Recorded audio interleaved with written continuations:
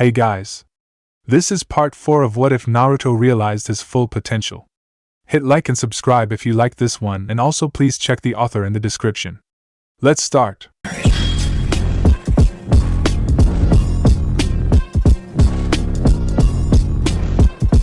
Chapter 10. In the midst of confusion. Hokage Tower, more paperwork. Tsunade growled as Shizen came into her office with another stack of files and folders, smiling nervously at the sight of her master's scowl. Put them there. Tsunade motioned to the 6 or so other foot-tall stacks of papers she had yet to go through. A migraine was steadily building up her head. Damn those bastards, the Godame leaned back in her office chair, rubbing her temples. She must have been going at it for at least a good 2 or 3 hours of nothing but mind-numbing paperwork. Shizen put the files away and took her place standing behind Tsunade, overlooking her work ethic in case she slacked off, as the Sannin was prone to doing when left to her own devices. Who, Jiraiya-sama and Naruto-kun? She inferred. Yes, and that old fart, Tsunade added, retrieving a bottle of vintage sake from her drawer and ignoring Shizen's disapproving look. All the paperwork he reneged on doing is coming back to bite me in my ass. Ugh. She bristled as she took a chug of rice wine. I am going to kill that blonde little bastard, Tsunade claimed, almost slamming the bottle of alcohol on her desk, and resumed with stamping and filing the paperwork on her desk. Perhaps you should delegate your tasks more, Tsunade-sama, Shizen suggested meekly. With all the time you put in the office, you can't possibly expect to manage your program at the hospital. Why don't you let me do that in your stead? Maybe, sure, why not? Tsunade agreed eventually. You'll have to draft the students on your own, though, Shizen. I haven't even had time yet to even look at possible candidates. Tsunade gestured to a thick, green folder on a stand nearby, stamped Genin. Shizen nodded, reaching for the stack of files Tsunade just finished reviewing and placing them on a separate pile. And perhaps you could enlist the guards downstairs to help you with filing these files, she continued to suggest. Shizen knew better than anyone how unpleasant Tsunade could be when she was overworked. It would be both in her master's interest as well as her own to create a smoother working environment. What are their names? Tsunade asked shortly before rewarding herself with another swing of rice wine. And are they reliable? Their names are Hagane Kotetsu and Kamizuki Izumo, I believe, Shizen informed with a thoughtful expression. They aren't assigned to any division because Sandaime-sama had them run errands for him. What kinds of errands? Tsunade asked, stamping another thick dossier with her own customized Godame stamp. It had the kanji 4-5 just above S. Tsunade, both written in her own handwriting. It was one of the first things she was tasked with doing once she was debriefed by her old sensei's advisors. Oh, you know, returning and sending documents, fetching him lunch, and the latest issue of Ika Paradise whenever it came out. Shizen added the last bit in a quiet tone. Tsunade still heard it though. Her expression soured with disgust almost instantly. That old pervert. I knew Jiraiya had to get it from somewhere. She shook her head, her pigtails jumbling erratically. And to think I blamed Orochimaru. You blamed Orochimaru for Jiraiya-sama's perversion? Shizen asked, half laughing. The notion was absurd and not in the least amusing. The Godame shrugged, opening her mouth to retort just as a massive explosion went through the village, rumbling and shaking the Hokage Tower. Boom! What the hell was that? Tsunade demanded, already hearing shouting and calls resounding through the Hokage Tower's corridors, and the marching footsteps of her shinobi running out to see what was going on. Shizen rushed to the window and gasped. There's smoke coming from the stadium, Tsunade-sama. Tenzo. Tsunade barked. Out of nowhere, seemingly from the shadows in the corner next to Shizen, Tenzo appeared in full Anbu garb. Yes, Hokage-sama? Tsunade clenched her fist. She wanted to go investigate the site on her own, but she was the Godame now. She couldn't simply rush out whenever she pleased. Go check out the site of the explosion. Do not interfere unless necessary. I want you back with a detailed report as soon as practical. Tenzo nodded and phased through the ground once again. Tsunade-sama, who was that? Shizen asked, slightly alarmed, having never seen or even felt the Anbu's presence. Tsunade didn't hear her assistant, gazing out of her window with a frown. The stadium is where the inauguration ceremony is going to be held. Great, Konoha Stadium. Naruto gritted his teeth, eyes wide open, red and slit as blood streamed down his face.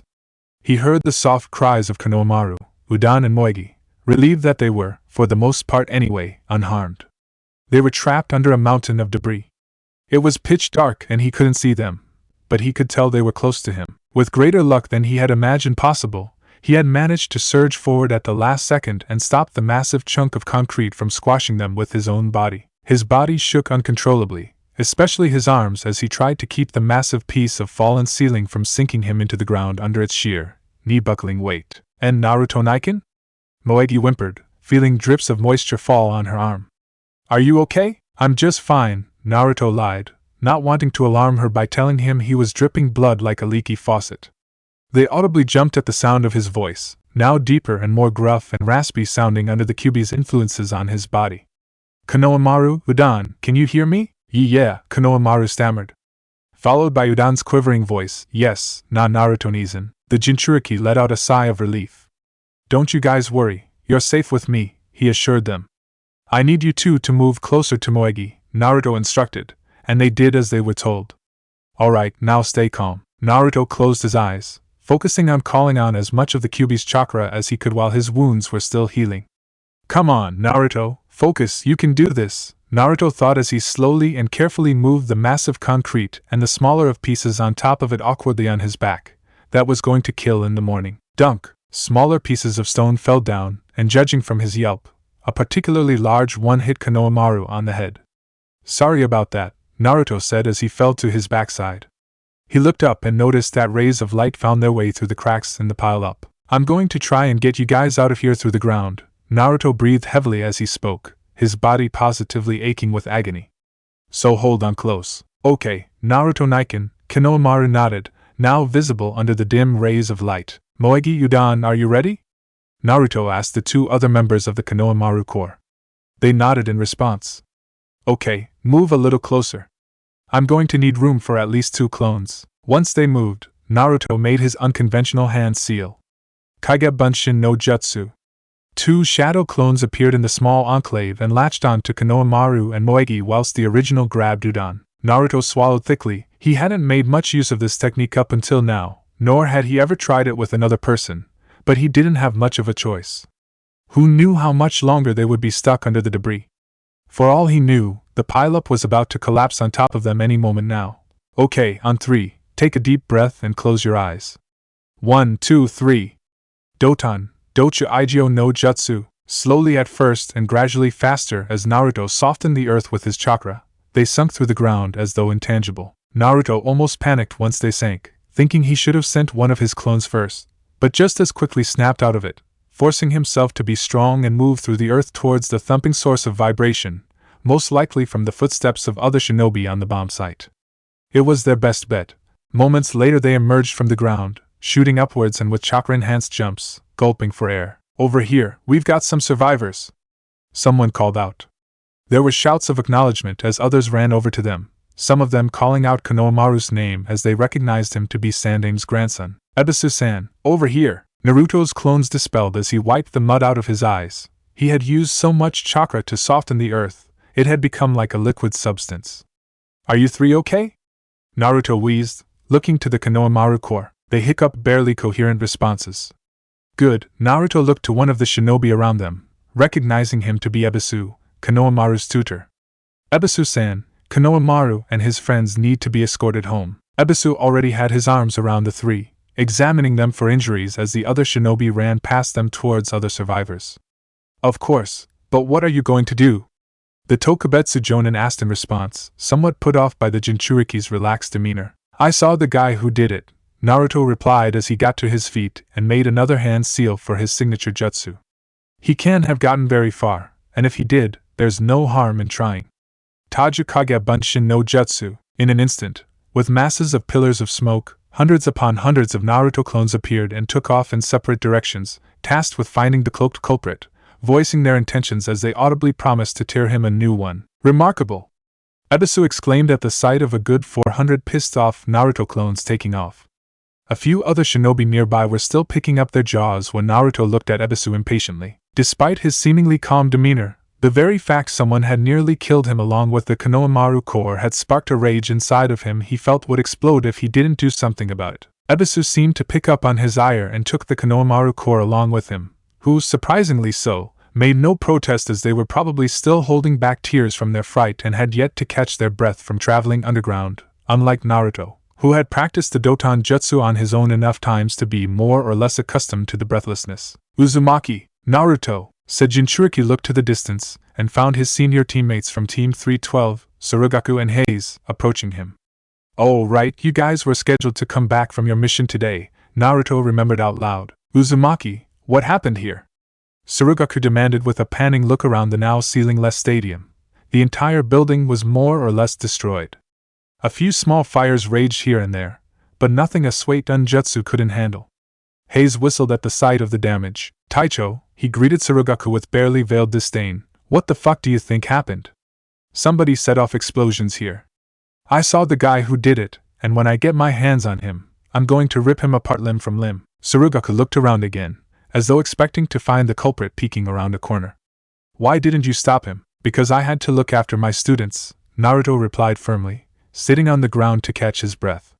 He hadn't taught them anything yet, but that didn't change the fact their relationship had changed from surrogate brother and younger siblings to teacher and students.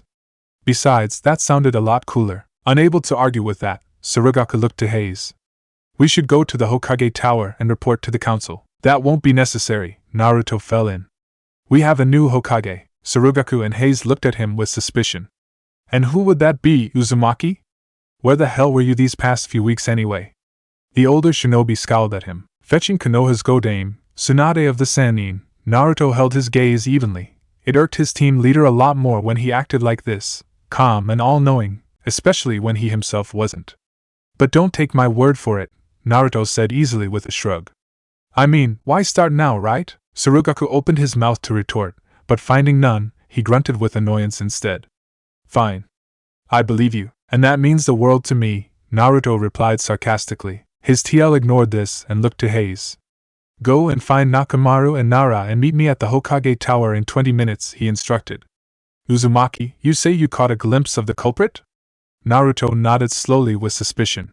Then let's inform the Hokage. Meet us there once you've changed. Alright, Naruto agreed, picking himself up from the ground and taking off towards his apartment by the use of a shunshin as Surugaku went over to a few other nearby shinobi to help them out. Naruto's apartment. Upon entering his apartment nearly 5 minutes later, Naruto heard a ticking noise by the window, where he found a pure white and noticeably irate messenger hawk on his windowsill. Must be old man Gikken's bird, Naruto thought as he opened up the windowsill and screeched at him impatiently. It had been waiting for him for quite some time now. Yep, definitely the old man's bird, Naruto commented dryly as he relinquished the bird from its carrier pouch and withdrew a red scroll from it. Naruto moved to his kitchen table and held up a single-hand seal. Kai. Poof! Once the smoke cleared, his blade appeared on his kitchen table, sheathed in a pure white sword sheath with light blue, wavy decal. Who would have thought the old man had an artistic side to him?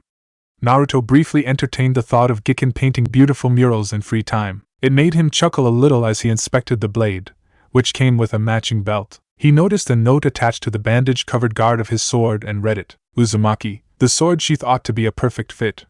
Shiho did the decal. That was not me. Understood? Good. You owe me 230 ryo for the belt. I'm not running a charity, you know? Gikken. Naruto crumpled the letter and threw it into his bin, noting how the last sentence had been crossed out, probably by Shiho.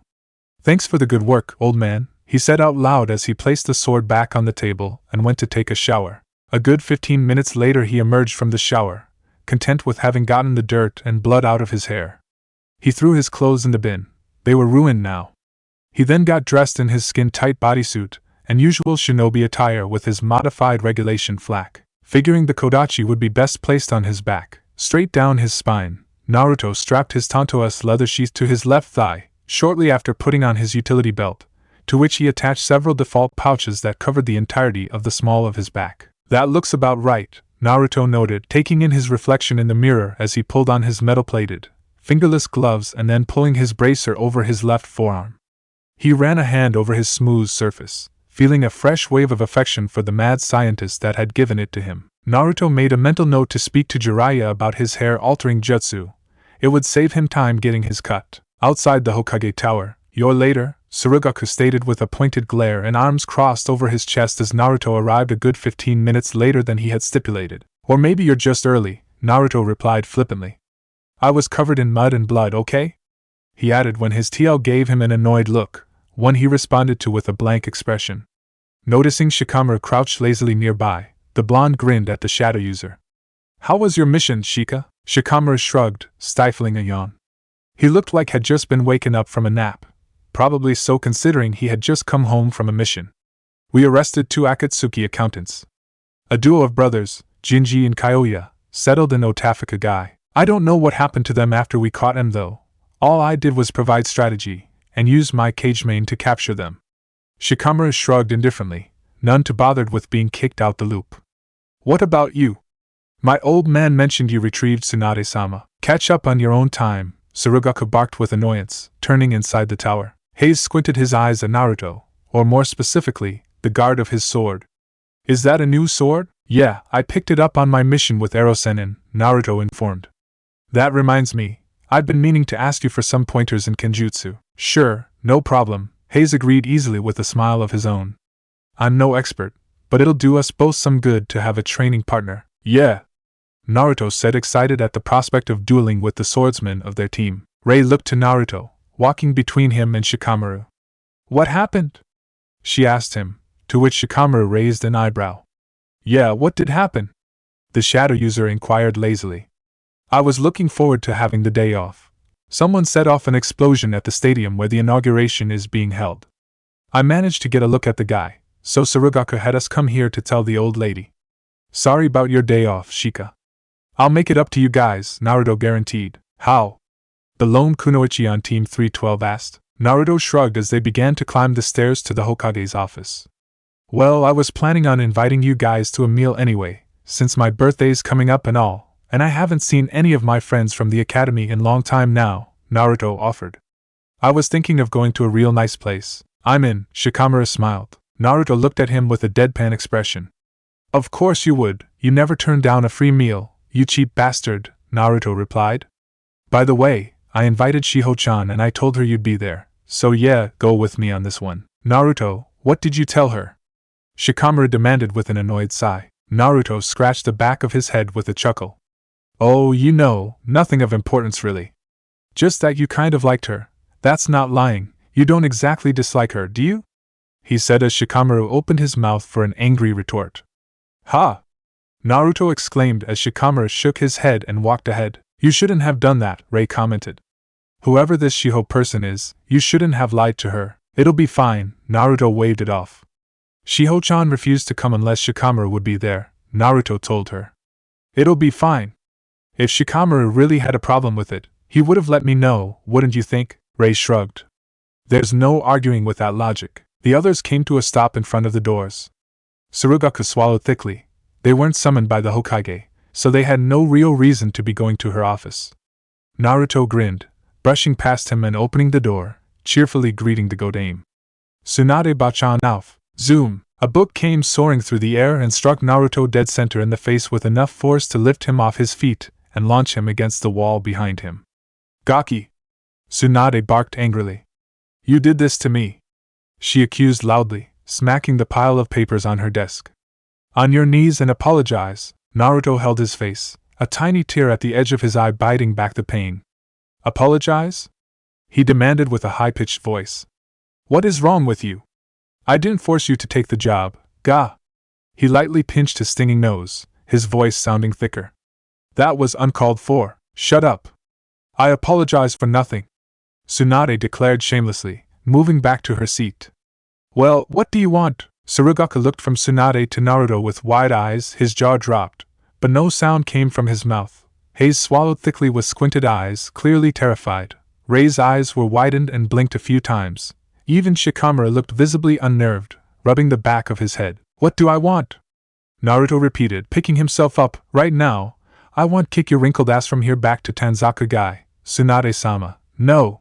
He screamed the last bit in terror with a high-pitched girly voice as Tsunade threw her bottle of sake at him, narrowly missing his head. What? Do you want? Tsunade demanded, reaching for another bottle of sake. Naruto swallowed thickly. Fuck me, she must be pissed at me for sticking her with this job, Naruto thought with a sweat drop. What the hell must she be going through to be this angry? She really needs to blow off some steam. Well? Tsunade barked at Tsurugaku. Tsurugaku jumped involuntarily at her glare. He gave one his patented coughs like he always did before speaking up, something Tsunade clearly did not appreciate, much like Naruto. Hokage-sama, he stammered uncertainly, we are here in regards to the incident at the stadium. Which reminds me. Tsunade growled at Naruto. Why were you there? You could have gotten yourself killed, you idiot. Naruto flinched involuntarily at the scolding. The next time I see the Sandame's grandson, I'm going to beat a few lessons into his pea-sized brain. I'll light a few candles and pour some liquor in memory of him, Naruto commented quietly. Tsunade's eyes narrowed at him. What was that, smartass? Naruto didn't reply, opting to instead whistle inconspicuously and pretending to be admiring the portrait of the Yondaime Hokage. You were saying? Tsunade looked back to the Surugaku, somewhat calmed down. The incident at the stadium is already under investigation. Do you have some relevant information? Yes, Hokage-sama, Surugaku nodded. Uzumaki here claims he caught a glimpse of the culprit shortly before the bombing. I believe we could, be of some assistance in finding the person behind the bombings. Tsunade sat back in her chair and eyed Naruto intently for a long moment. I've had a dozen or so complaints about your clones terrifying the villagers and unnerving the shinobi, Naruto. I assume you haven't found anything by now? He shook his head. Then get rid of them, she ordered. Naruto nodded and closed his eyes and focused on dispelling the clones, feeling some discomfort as the information came streaming back to him. No, but hey, there's 15% discount at the new Dango shop down by. I'm kidding, Naruto finished with a dry tone, catching Tsunade's look, weary of what she might do to him. Look, I didn't see much of the guy, but I know for a fact he was male, around 5'6". You must be jealous, Tsunade commented. And he wore a brown cloak and a face mask, Naruto finished, biting back a flippant remark he had been saving for a special occasion. He wanted to actually be a part of this mission, and that was going to be tough if he was in the hospital, where he would undoubtedly end up if he pissed off Tsunade today by the looks of it. The Godame rose out of her chair and looked to Naruto.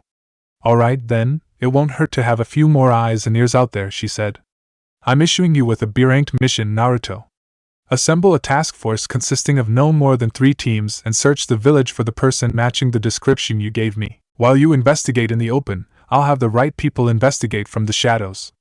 It might throw off the culprit's game. Excuse me, Surugaku fell in with a doubtful glance at Naruto. I mean no disrespect, Hokage-sama. Good, Tsunade replied testily. But I am the team leader of this team, Surugaku finished, swallowing thickly. I believe I should take charge on this mission. Naruto glared at Surugaku but kept his mouth shut. As much as he disliked the guy, he didn't know the first thing about being a team leader. If anyone was supposed to lead them, it would have to be Surugaku or Shikamaru. Surely they were more qualified. Right, this isn't a team mission, Tsunade clarified calmly. This is a task force, one I have assigned Uzumaki Naruto to lead. Is that going to be a problem? Tsunade grabbed a dossier from an archive next to her desk and plopped it on her desk, where she sat down and leaned back into her chair. Naruto? Naruto snapped out of his daze, looking from his teammates to Tsunade. I'm not sure if I mean they're more. It wasn't a request, Uzumaki. From the way she used his last name, he could immediately tell she was being serious, so he decided it was best to just do as he was told. He neared her desk and nodded at her. Okay, I'll do it. Naruto smiled with insincere bravado. It'll be good practice for the day I kick your ass out of this office. Oh, you'll have to drag me out kicking and screaming, brat. Tsunade shot back challengingly, though her expression remained steady and serious. If you want this office and my hat, you'll have to beat me for it. They looked at each other in silence for a moment of pointed silence that mystified the other members of Team 312. What's this dossier for? Naruto asked, eventually breaking the silence, picking up the thick folder and opening it up.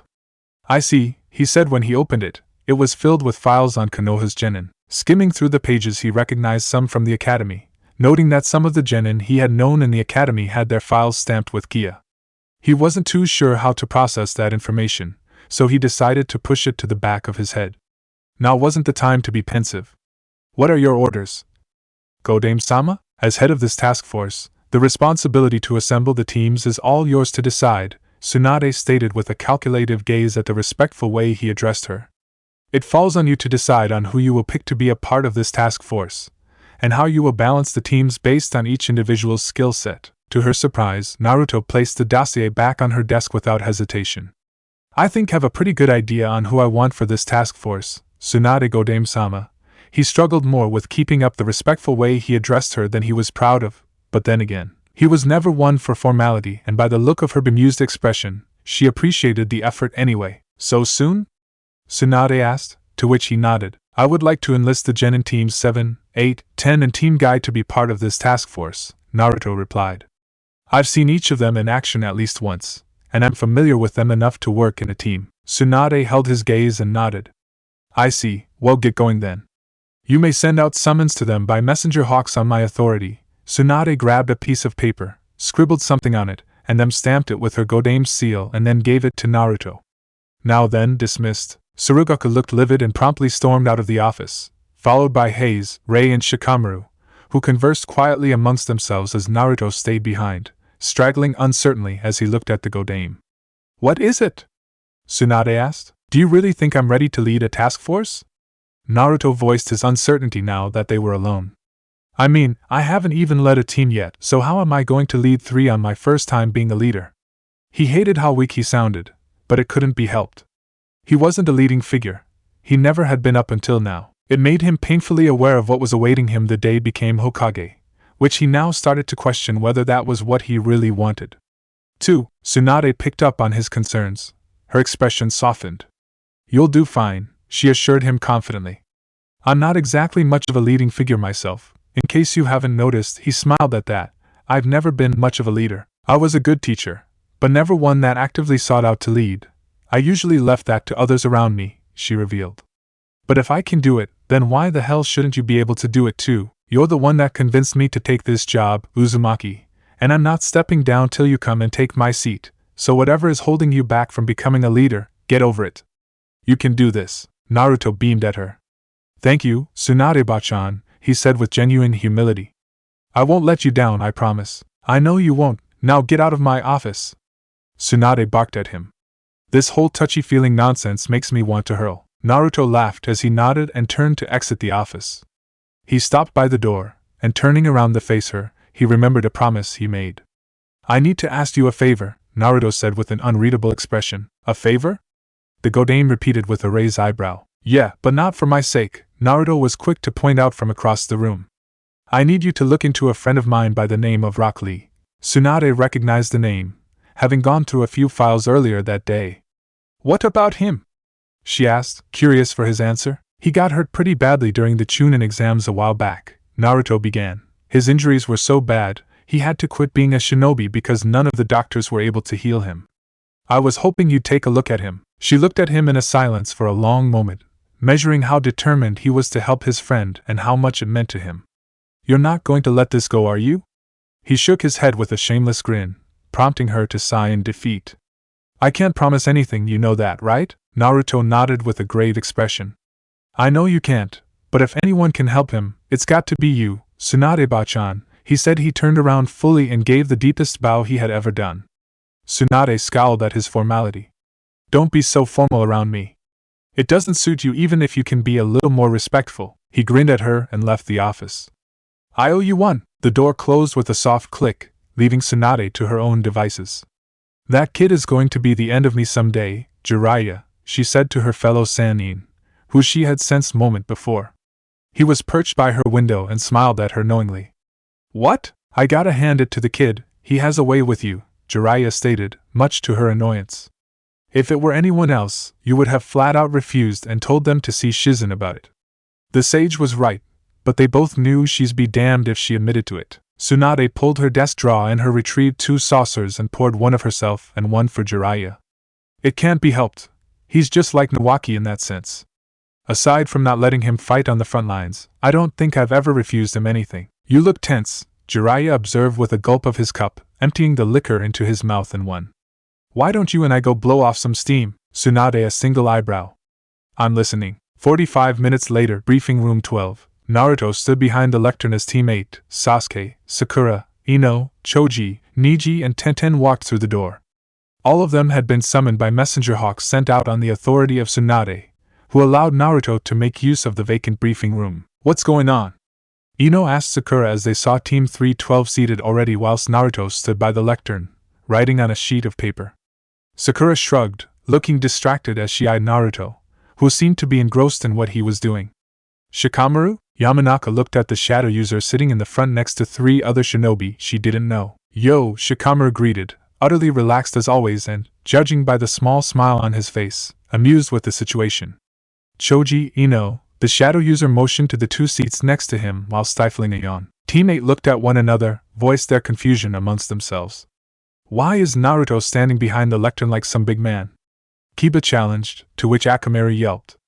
The Nikken had yet to forgive the blonde for tricking Kiba into knocking it out during their bout seemingly a century ago. It appears he is in charge, Kiba, Shino deducted easily, hands stuffed in his pockets and his face obscured by his shades and hood. Naruto looked up from his lectern as the others sat down. His eyes held Sasuke's gaze as his former teammates sat in the front whilst the other members of the Konoha 12, save Niji, Tenten and Shikamaru murmured and discussed what was going on. Thank you guys for coming. Naruto cleared his throat like he had seen his platoon leader do when calling for attention, taking his eyes off Sasuke. I can't believe this, Tsurugaku complained to Heize in an undoubtedly purposely audible whisper. Fortunately, much to Naruto's pleasure, Heize ignored him. Ino spoke up with her usual loud, demanding tone. Naruto, what's going on? Why are you standing behind that lectern? She asked as though the notion of him taking charge was too foolish to even consider. As much as it annoyed Naruto, if he looked at it rationally, he couldn't blame her. He wasn't exactly the type to give orders. He was better at receiving them and disregarding them, something he was becoming increasingly less proud of. It is not clear, Yamanaka? Hokage-sama has put him in charge of the mission we have been called to participate in, Niji clarified, a hint of annoyance in his otherwise completely stoic voice. Naruto was grateful for the Hyuga's lack of skepticism. Having won his respect in their bout during the Chunin exam's final seemed to have a positive effect. I'll get to that in a minute, Naruto stated, waiting for Kiba and Akamaru to settle down. Alright, so this task force has been put together to investigate the bombing of the stadium where the Chunin exams was held a few months ago, and where the inauguration ceremony is scheduled to be held in 2 days from now. Why are we investigating it? Was Choji's question. Naruto was mildly irritated with the interruption, but didn't express it in words. I was getting to that. I happened to be there when it happened, and I'm the only one who got a decent look at the culprit, Naruto revealed. We're looking for him in the open while the Hokage has her own guys investigating the matter from the shadows, as she put it, in the hopes of throwing the culprit off his game. That sounds sensible, Shino commented. I know it does, just shut the fuck up already. Naruto kept his thoughts to himself. This task force will be divided in 3 teams, led by myself, Shikamaru and Tsurugaku. I've tried to keep the teams as balanced as possible whilst keeping those who are comfortable working together on the same team. Naruto looked to his list and cleared his throat again as he read, Team 1 will consist out of myself, Uchiha Sasuke, Haruno Sakura, Nakamura Rei and Aburame Shino. Team 2, Nara Shikamaru, Yamanaka Ino, Akimichi Choji, Inuzuka Kiba and Hyuga Hinata. Team 3, Tsurugaku Tsuzumi, Heize, Hyuga Niji and Tenten. Naruto put down the sheet and looked to the others. Team 1 will be looking in the gated forestry since it's likely the culprit is on the run and hiding.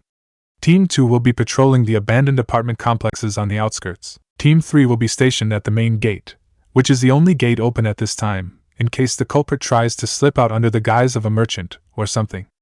Any questions? Yeah, why are you in charge? Kiba challenged. Naruto's eye twitched. He really wasn't one for patience most of the time, and he was trying. You suck, that's why, dog breath, he shot back. Kiba made a move to stand up. It took some considerable self-restraint from Naruto to walk over and beat the crap out of the Ninken user. Don't pull your alpha male crap on me, Kiba, Naruto warned coldly. I already beat the shit out of you once, and I'll do it again if you push it. If you don't want to be a part of this task force, then there's fucking door. He gestured to the door for emphasis. The tense silence that followed was thankfully broken by Tsurugaku, who cleared his throat and stood out of his chair. I believe we are done here, he stated smoothly. Team leaders will brief you on the formations and the joint radio frequency. That's the plan, Tsurugaku. Naruto fell in, annoyed with himself for forgetting that part, even if it was his first time leading, and with Tsurugaku for already trying to usurp authority. One of these days he was going to put the boot to that guy and himself in trouble, he just knew it. Alright, Team 1 with me. Naruto handed out a sheet of paper to Tsurugaku and Nara as they left the briefing room. Kiba brushed past Naruto with his shoulder, prompting Naruto to vow to kick the shit out of him the next time he got a chance. He's still angry about losing to you, he will come around eventually, Uzumaki-san, Shino assured as the other members of Team Naruto assembled around him. Naruto nodded to the bug user. I know he will. I probably will have to kick his ass though, he said with a shrug. Sasuke looked at Naruto, immediately locking eyes with him. You look stronger, don't I? Don't I? Naruto quipped with mock arrogance. Sakura smiled at the sight of the rivals half grinning at one another. You better keep up, Sasuke. I'm getting stronger and stronger each day. I'm not the same fool you knew back then. Naruto warned him. You may have become stronger, but you're still a fool, Sasuke decided. Naruto rolled his eyes at him, and then turned to Sakura and Shino. Sakura, Shino, this is Nakamura Rei. We belong to the same department and team. Naruto gestured to Rei, who gave a polite inclination of her head. Sakura smiled friendlily at Rei. It's a pleasure to meet you, Nakamura-san. My name is Harino Sakura. Sakura introduced herself, returning the gesture. Aburame Shino, the bug user, introduced curtly. I look forward to working with you, Nakamura-san. Much to Naruto's surprise, even Sasuke partook in the formalities, more or less. Uchiha Sasuke. The Uchiha introduced himself as he looked at Rei, sizing her up and noting how her eyes flickered subtly at the mention of his name. A pleasure, Rei replied. Uzumaki spoke highly of you two in particular. That was stretching the truth to the breaking point, but Naruto didn't mind as his former teammates smiled at him, even Sasuke, as slightly odd and uncharacteristic as that was. Shall we go now? Naruto shook his head. Not yet, we all need to tune in on the same radio frequency, Naruto reminded them, pulling out his radio set and tying it around his neck and fixing the microphone position. They emulated him, pulling out their own radio sets and inputting the frequency Naruto told them. Okay, now a quick briefing on the formation. Naruto started with a look to Shino. You will be moving up first with your insects to explore the area ahead of us. After you, it's me and Sasuke, with Sakura and Rei-chan behind us. Naruto feigned ignorance over Rei's mild glare at the suffix, though he genuinely was oblivious to Sakura's notice of how he dropped the suffix usually reserved for her, and the way he addressed Rei. Any questions? They shook their heads. Good, with Team 2, Naruto sure has changed, hasn't he? Ino said as they traveled, jumping rooftop to rooftop in the Shadow User's chosen formation, Choji and Kiba in the front, Hinata making up the middle and Ino and himself making up the rear. He seems different. Maybe he's changed a little, Hinata suggested timidly. Being a Chunin comes with more responsibilities. Maybe it's only to be expected, Kiba scowled with a decisive shake of his head. He's the same stupid blonde bastard as always, the Ninken user sneered, to which Akamaru loyally yelped in agreement. Acting like he's some tough guy. He got lucky that one time we fought, you know? Really lucky, Shikamaru yawned, trying to stay out of the discussion pertaining to his blonde teammate for as long as possible. Shikamaru, Choji addressed him, what do you think? You're on the same team, you must have seen how much he's improved. The Nara's expression fell with annoyance, resentful towards his friend for including him in the discussion he had hoped to avoid altogether. Yeah, Ino spoke up, what's up with Naruto? Has he really changed that much? I guess he's changed, Shikamaru shrugged, he really hated these types of discussions. There was never an end to them since it always came down to personal opinion, meaning that any discussion on the topic at hand was, to him at least, a waste of time and effort. He's a lot stronger than he used to be, Shikamaru said. I'm not sure how much you've improved, Kiba, but if you're still around the same level as you were the last time you fought, then don't bother trying. He'll win. Ino looked genuinely surprised at Shikamaru's statement. Really, he's improved that much? She asked incredulously. The Yamanaka shook her head, not quite convinced. Well, so have we. Especially Sasuke-kun, Ino added with sigh filled with fondness for the Uchiha. I saw him training the other day, and he's gotten really strong. Probably, Shikamaru shrugged indifferently. I can go only by what I've seen Naruto do, and aside from summoning Gamabunta-sama and beating Neji and Gaara, I know for a fact he single-handedly beat a B-ranked ninja on our last team mission. No way! Kiba and Ino exclaimed simultaneously. Sasuke-kun beat Gaara, didn't he? Ino sounded unsure. Hinata shook her head. I heard differently from Kurenai-sensei, she interjected with a stammer. Apparently Naruto-kun has been training with Jiraiya-sama of the Sannin, she said to the astonishment of Ino and Kiba. How the hell did he manage to get training from Jiraiya-sama? Kiba demanded, outraged with the fact he was no longer in Naruto's league and how painfully aware he was of this. That's so not fair. Ino looked thoughtful for a moment. It would explain how he managed to beat Neji during the finals, she said to Kiba. Remember that red chakra shroud he was using? Jiraiya-sama must have taught him that, wouldn't you think? Troublesome, Shikamaru muttered as he shook his head, muttering, idiots, under his breath. Kiba picked up on it easily with his sensitive hearing. "Who are you calling idiots, Nara?" the Inuzuka demanded with a ferocious snarl. "Back off, Kiba," Choji warned with mild, though still rarely seen, aggression. "What, so you and Naruto are best friends now, Shika, is that it?" Ino demanded. "What's your problem anyway? We were just talking." "How does that make us idiots?" "It doesn't. What makes you idiots is the fact you care so much for who is the strongest. You forget that, at the end of the day, we're all Konoha. Why make such a big deal out of Naruto and Sasuke? They're our comrades. Their strength is our strength, and our strength is theirs," Shikamaru reminded them. "Pointlessly arguing who is stronger doesn't do any good. It just pisses off a lot of people unnecessarily." Fortunately, that seemed to stop the arguments. With Team 1 Konoha Forestry, with Shino up ahead, Sasuke by his side and the 2 kunoichi of his team making up the rear, Naruto was confident they wouldn't miss anything. He was nervous, he had to admit. A part of him resented Tsunade for pushing this on him, but at the same time he felt grateful for the chance to be a leader for a change instead of a follower, or an individual. This would be just like he said it would, good practice for when he became Hokage one day. He was bound to be a leading man at some point, if he ever wanted to become a Kage. Not to say he would have to necessarily become like Tsurugaku though, pretentious and a micromanaging hard ass. Instead, he would have to find his own grove in which he felt comfortable being the same guy he always was, while at the same time using his head more like Shikamaru, being, somewhat at least, by the book like Tsurugaku, open-minded like Hayes and level-headed as Ray. 2. It was odd how that hadn't struck him until now how different his team was, and how much they symbolized aspects of the shinobi he wanted to become someday. Was it mere coincidence? Or maybe he was just imaging things? For a moment he even considered to be fate, though he quickly dropped that train of thought. "My Kikeicho have returned," Shino announced as several swarms of insects resembling dark clouds returned to his body. "This part of the forest is clear, Uzumaki-san," he reported dutifully. Naruto nodded to the bug user, and tapped his radio set tied to his neck, speaking into the microphone. "This is Team 1 to Teams 2 and 3, he called over the frequency. "What do you got for me?" "This is Team 2, came Shikamaru's lazy response. "All is clear on our end." "Great plan, Naruto," Kiba snidely remarked over the radio. Naruto frowned. "Shut the fuck up, Kiba," he responded gruffly with half a mind to send a clone to go and kick Kiba's ass. "Team 3? Tsurugaku took his time to respond with an annoyed grunt, as though it was beneath him to report to the blonde. "Team 3 here," was his response as he reported in. "The main gate is clear. Hardly anyone is entering or exiting the village at this time. Hyuga-san has so far detected no suspicion movement with his Byakugan either." "That is correct," Niji confirmed. Naruto inclined his head to no one in particular.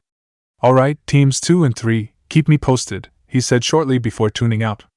This is starting to look more and more like a wild goose chase, Naruto thought with frustration. For all we know, he isn't even done yet. He might still be in Konoha, hiding in plain sight like a villager or something. It's not like he would be recognized. He was wearing a cloak after all. "What are you thinking?" Naruto snapped out of his thoughts and looked at his former teammate. "This would be a lot easier if we had something more to go on other than my stupid description." "Perhaps we're looking in the wrong place," Sasuke offered. "Maybe he's not on the run, but planning his next move." "Yeah, I was thinking that too, but where would we look for him?" At the end of the formation, Sakura and Rei made small talk to pass the time whilst they scanned the area with their eyes. Sakura couldn't help but feel there was something going between her former teammate and Rei, considering they seemed awfully friendly with one another. "You and Naruto seem close," Sakura said to Rei as they jumped branch after branch. "Your name is Haruno Sakura, right?" Rei asked for confirmation, to which the rosette nodded. "Uzumaki has told me a lot about you and Sasuke," she revealed to the genin. "For some reason he always seems to smile when he mentions his old team." Sakura was touched, a small smile of her own creeping to her face. "You know, Naruto used to be dead last in everything when we were still in academy. We used to make fun of him all the time for not being able to write properly, recite the shinobi codes, or even perform a simple bunshin.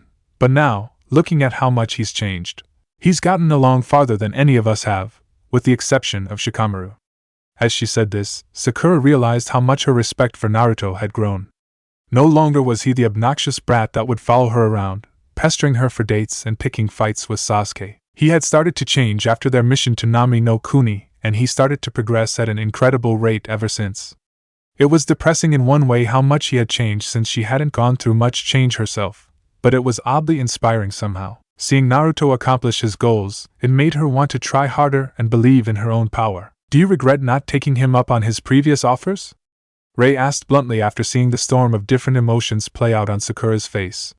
She looked ahead to the aforementioned blonde for a moment. He was making some small talk of his own with Sasuke, and looked back to the rosette. Having no room to feign confusion, Sakura knew what her fellow kunoichi was talking about. No, she said with a shake of her head, I've been in love with Sasuke-kun for as long as I can remember. That hasn't changed. Though she said it, her expression fell into a somber one. Sasuke-kun doesn't seem to feel the same way about me though. I am going on a date with Uzumaki, Rei stated out of nowhere. Sakura's eyes widened as she nearly slipped on a branch. Well, congratulations. Will you please tell me something? Rei asked of her, and Sakura nodded. You have known him longer than I have. What do you think of him as a person? The question definitely seemed to have had a lot of thought behind it, so Sakura was at loss for words for a moment. Why do you ask? Don't you seem to have a good idea of what kind of person he is if you agreed to go out with him? I asked him out, Rei clarified. Oh, well, Sakura struggled to find the right words. Then realizing she was trying too hard, she gave a sigh and shook her head at her own stupidity, a small smile on her face when she found her answer. Naruto's not exactly the type most girls go after. He isn't, you know, the strong silent type like Sasuke-kun. He's more of a person who you get to know by observing their actions. He's the kind of person that'll say he'll do something and then do it. He also cares a lot for his friends, so he'll do anything to protect them. I think that's how he saved me from Gaara. I see. Rei replied vaguely. Sakura frowned a little. Does that answer your question? No, Rei shook her head to her surprise, then she smiled at Sakura. But it helps. What are you two talking about?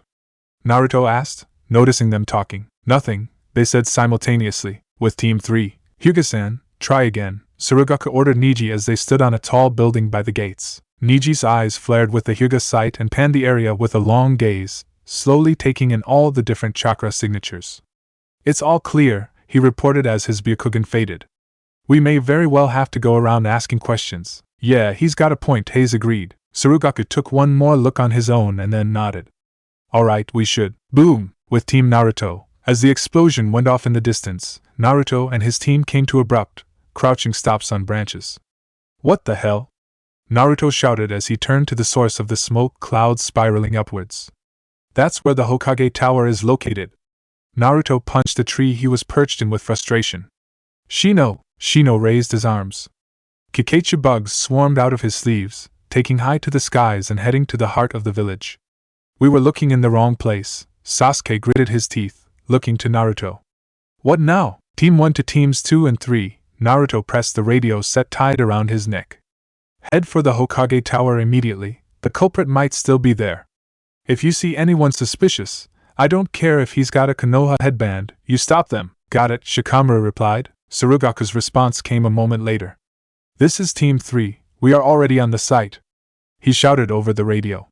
The top floor of the Hokage Tower is on fire, that's the Hokage's office. Hayes shouted over the radio. The device screeched for a moment, drowning out Team 3's voices. They could hear a storm of fire and shouting over the other side.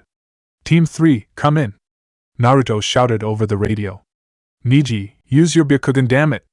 Remember, you're looking for a man about 5 feet 6 inches tall, probably still wearing a dark brown cloak. Understood. The garbled reply came a moment later over the chaotic shouting and screaming and roaring fires that went down at Team 3's location. Naruto looked to his team and shouted, Let's go! Chapter 11, The Lie Lived. Hokage Tower. The fire at Hokage Tower roared wildly as it continued to illuminate the village. The fire that raged on in the Hokage's office continued to spread to lower floors. Several dozen shinobi went through a string of hand seals and spat jets of water to douse the flames, focusing on the lower levels of the tower to prevent fire from spreading there whilst the Hokage's office burned to a crisp, long since a lost cause. Steam rose out of the building and obscured much of the tower's enormous frame, with sporadic licks of fire flickered here and there. The political fallout of an attempted assassination of the Hokage before the inauguration would be considerable. Naruto realized this as he and his team arrived at the site, minutes after the blonde directed Team 2 to report to the tower. Niji, what do you got for me? Naruto tapped his radio set, vowing to buy a replacement for it soon. Team 3 had been closest to the firebombing. If anyone had a chance at finding the culprit, it would be them. Naruto fervently hoped Niji's Byakugan would serve him well. Nothing, Niji reported morosely. It appears the culprit was not here to begin with, or he would have surely not escaped my eyes. Perhaps we should be looking for a detonation device in the building, Shikamaru suggested over the radio. Naruto could see him and his team on a rooftop on a good 100 yards away. Naruto looked to his team and nodded. He's right. We'll have to help put out the flames. He clenched his fists, feeling less and less competent with the minute, though it could hardly be said this was his fault. Though it was his mission to find the culprit, Tsunade had her own men out there looking for the man behind the bombings. And then there was the fact that the Hokage Tower's security detail had slipped up, not him. Still, he took it as his own error nonetheless. If he had found the bastard behind the first bombing, this wouldn't have happened. How do you suggest we put out the flames? Sakura inquired, looking from Naruto to the other members of Team 1. I don't know any water jutsu. Do you? The question was aimed at all of them. No, Sasuke replied predictably. Uchiha didn't generally excel at Suiton jutsu as they specialized in fire jutsu. I don't know any either, Rei responded. Shino gave a shake of his head. Neither do I. I don't know any water jutsu, Sakura said, to which Shino and Rei both nodded. Damn it. Naruto's gritted his teeth and looked to Sasuke. He knew what he would have to do. Turn on your Sharingan and watch my hands, he ordered as he went through a string of hand seals slowly. Dragon, tiger and hare. It took Sasuke only a glance with his Sharingan to copy the technique. Done, he announced, nearly fully matured Sharingan spinning wildly in his eyes from copying the jutsu. Let's go. You owe me one, Sasuke team, Naruto claimed as they took off, scaling nearby buildings to get closer to the tower. Sasuke scowled, though he smiled a little. You gave me this jutsu on your own free will. I don't owe you anything. Chi, you cheap bastard! Naruto shot back as they neared the flames and jumped high into the air with chakra-propelled jumps, and went through the string of hand seals simultaneously, and ran past the other Chunin and up the Hokage Tower's cylinder frame.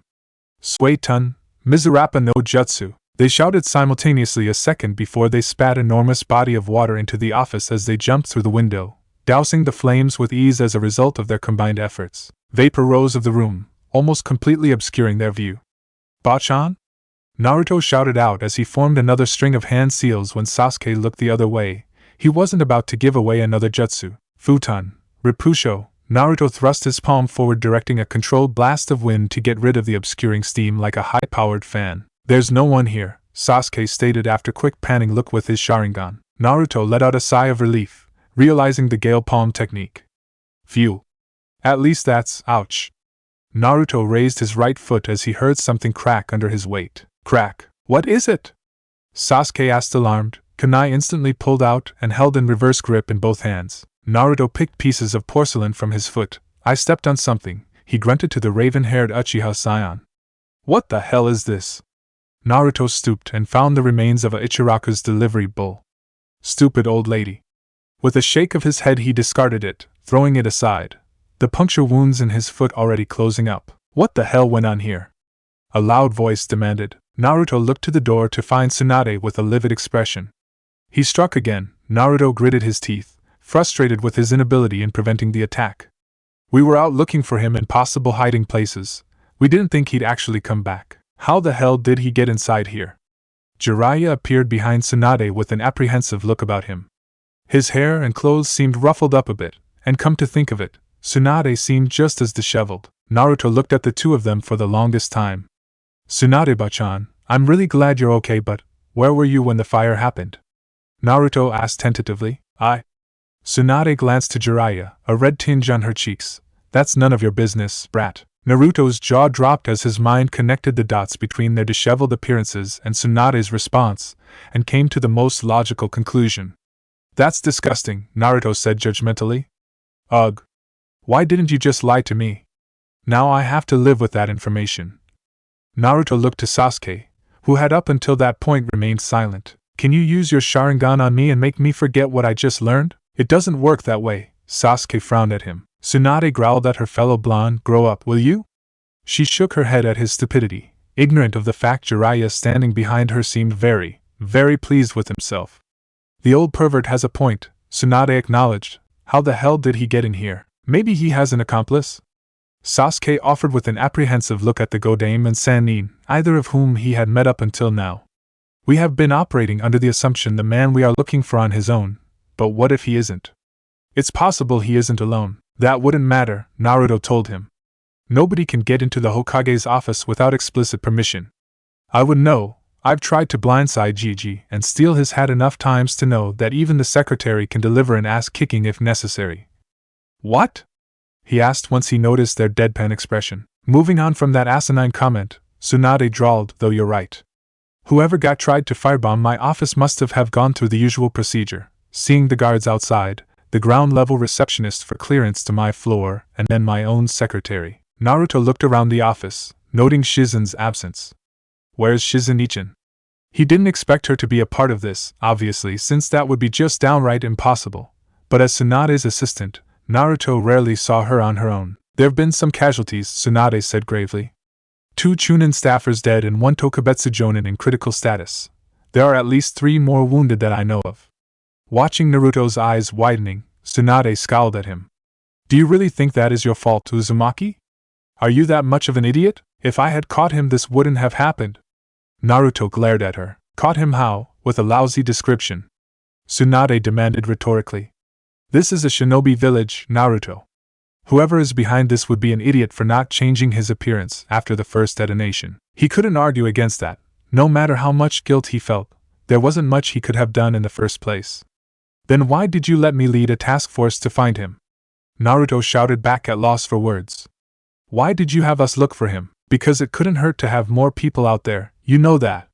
Tsunade snorted derisively and shook her head at his self-doubt, his moment of weakness. Naruto opened his mouth for an angry retort, but was cut off as Tsurugaku sounded over the radio. Team 1, Team 2, this is Team 3. We got nothing. Great, Naruto spat sarcastically, tapping his headset. Send Niji or Hinata in here. I need the best set of eyes we got. We might be able to find remains of a detonation device in here. I'll be there in 1 moment, Niji replied almost instantly. Hinata-sama will not enter the building if there remains a chance of danger. Naruto looked to the Sannin and Sasuke, minutes creeping by in silence broken only by Niji's arrival. Hokage-sama, Jiraiya-sama, Niji gave a respectful bow as he climbed through the massive hole in the office. Alright, Niji, you know what do, Naruto nodded. Niji closed his eyes for a moment, and opened them a second later, veins popping up at the side of his face as his Byakugan activated. As he scanned the room, Naruto turned to look to Tsunade again. Did you lose anything of importance in the room? Ugh, she pinched the bridge of her nose, don't remind me. If Shizen did as I told her and moved the files like I told her to, then I haven't missed anything copies can't be made of. But to think my office got firebombed, I'm never going to hear the end of it. Nah, Jiraiya waved off her concerns. It's only to be expected someone wants you dead, Haim. He tried to assuage her concerns, placing his hands on her shoulders. Hiruzen-sensei has had who knows how many attempts on his life. Not helping, Jiraiya. Tsunade sounded tense. The sage chuckled nervously at her building ire and moved away from her. I found something, Niji announced, moving to the smoldering remains of Tsunade's desk. Naruto and Sasuke moved over to help him, lighting up the piece of wood and dropping it on its side with the desk drawers facing the roof. Do it, Naruto nodded to Sasuke, who pulled open the drawer Niji gestured to. Frowning as he struggled to reach it, Sasuke fished out an intricate contraption of black metal and several wires that somehow had survived the fire. Jiraiya's eyes widened as he recognized it, as did Tsunade, and rushed forward, taking the device from Sasuke and pushing him back with enough force to send him flying into Tsunade's embrace with one hand and hurling it out of the massive gap in the wall with another. Boom! What the fuck was that? Naruto shouted, looking to Tsunade just as she let go of an highly unnerved Sasuke. What the fuck was that? He repeated with a frantic look to Jiraiya, who had a grave expression on his face as he and Tsunade shared knowing looks. Well? Naruto looked at Jiraiya expectantly. The sage's hands clenched subconsciously. Have any of you ever heard of a hidden shinobi village called Kajirogekure no Sato? Jiraiya began slowly, to which Naruto, Sasuke and Niji shook their heads. Jiraiya smiled without a hint of actual mirth. I wouldn't expect you to. It was destroyed a long time ago. Kajirogekure was a minor shinobi village settled in Yama no Kuni that was destroyed 30 years ago. Like many other minor villages, they grew tired of Konoha usurping all the business and declared war. We had skirmished with them before. More often than not they were easily beaten by Konoha. We had the better jutsu and better trained shinobi after all, and we vastly outnumbered them to boot. There were 2 things Kajirogekure did excel at though, demolition and sabotage. They were masters of the craft, capable of constructing devices that, if placed in the right places, could level entire cities in minutes. What happened to them? Naruto asked, feeling as though he already knew the answer to that question. Well, when they declared actual war on us, it got Sensei worried. Kajirogekyo was a part of an alliance of smaller villages that had several ironclad clauses on paper, one of them being they would unify against any hidden village of the Great Five in case of war. Alone, Kajirogekyo would have been no real threat to Konoha, like I said, but together with several other minor villages? Well, let's just say they would have posed a significant threat. A threat so significant, Hiruzen-sensei decided to launch an all-out attack in dead of the night before the other villages could mobilize. Hiruzen-sensei sent the best of the best in one single contingent of ANBU. Some of the greatest shinobi Konoha had ever produced were a part of the mission: Akimichi Torifu, Uchiha Kagami. Sasuke's eyes narrowed at the mentioning of another Uchiha, Orochimaru, and I were part of the ANBU department at the time, and we were amongst the best, so naturally we were sent as well. Naruto could tell the blank look in Jiraiya's eyes. He remembered it all too well. We arrived about 2 in the morning and they were all dead before the sun came up. What about the children in the village? Did you? And as Jiraiya nodded slowly with a grave expression, Naruto would never look at him the same way again. He wasn't quite sure how to process that information. To him, Jiraiya had always been the paragon of good, and to hear even his sensei, the man he secretly idolized, had committed such atrocities bothered him greatly, much more so than he would allow himself to admit. Different times, huh? Different times, Jiraiya nodded. We destroyed Kajirogekyo thoroughly, that much we're sure of. There's a chance some of them got away, there always is. On missions or just plain hiding, some of them were bound to survive, and now they are back for revenge. They? Naruto asked. It's best to operate under the assumption there are a few of them, Tsunade answered his question. For all we know there's more than one of them. What worries me the most is how they got into my office. Who would be bold enough to actually try it? Perhaps the question is who is skilled enough to do it. Niji fell in with a thoughtful expression. He's right, Naruto nodded. How many people have the skills to pull off something like this? Bachan. I'll have Shizen look into that, Tsunade agreed. In the meantime, I want you to put your investigation on hold, Naruto. Naruto gave her a confused look. Why? I thought you said this wasn't my fault. It isn't, Tsunade shook her head, but the threat level of the culprits, how many of them there may be, has risen to the point I can't afford a bunch of genin and chunin handle the investigation. No arguing, Tsunade added when Naruto opened his mouth to retort. Understood, Hokage-sama. Naruto sighed as he turned to Niji and Sasuke and nodded, prompting them to leave the office the same way they got in. He didn't like the situation, not one bit, but if there was anything he had learned from Tsurugaku it was to always respect the chain of command, even if you didn't agree with it. Keep me in the loop? Naruto asked. Tsunade nodded. Whatever isn't classified, I'll let you know. Thank you for the good work, she then added as she dismissed him. Yeah, don't mention it, Naruto waved half-heartedly, exiting the room via the open wall. That was surprising, Jiraiya noted. Tsunade raised an eyebrow. What do you mean? I expected him to put up more of a fight with the task force. What do you mean we're off the case? Tsurugaku demanded hotly when Naruto finished relaying the news. Naruto gave an apathetic shrug. Hey, orders are orders, he replied simply, trying his best not to wear his own disappointment on his sleeve. The threat level has elevated. If they, how many of them there may be, got past Hokage Tower security, we're not going to catch them like this. Nice going, Tsurugaku snapped. Working on a case so close to the Hokage was a rare opportunity, one he considered to be squandered by the bothersome blonde that was Uzumaki Naruto. So what now? What are our orders exactly? Naruto eyed the others on the task force for a moment. None of them seemed to be actually pleased, but with the exception of Kiba's glare and Sakura's uncertain frown, they seemed to be taking it stride. Nothing, Naruto replied. We're off the case completely. Tsunade-bachan promised to catch me up on what's not classified. I'll let you know what I know when I know it. You call her that. But you can't even get her to keep us on the case? Hayes intervened before Naruto could bite out an angry retort, gripping Tsurugaku by the elbow and tugging him along. Alright, that's enough, Tsuzumi. The change in the way he addressed the older Chunin was a clear sign even Hayes was tired of his diatribe. We'll be taking off now, then, if there's nothing else you need from us, Naruto. Naruto gave a sigh and nodded. See you guys later. That was a waste of time, Kiba complained as teammate left. Shikamaru stifled a yawn just as Ino and Choji exited the room with the others. Don't beat yourself up about it, the shadow user advised before catching up with his former teammates. Will you be alright? Rei probed lightly on her way out, touching his arm as she looked into his eyes. Naruto nodded briskly. I'm fine. I'll catch up with you later, he told her as she left the room, leaving him standing alone in the briefing floor as the door closed with a soft click. For a long moment, his mind was blank, yet beleaguered by the sour taste of failure.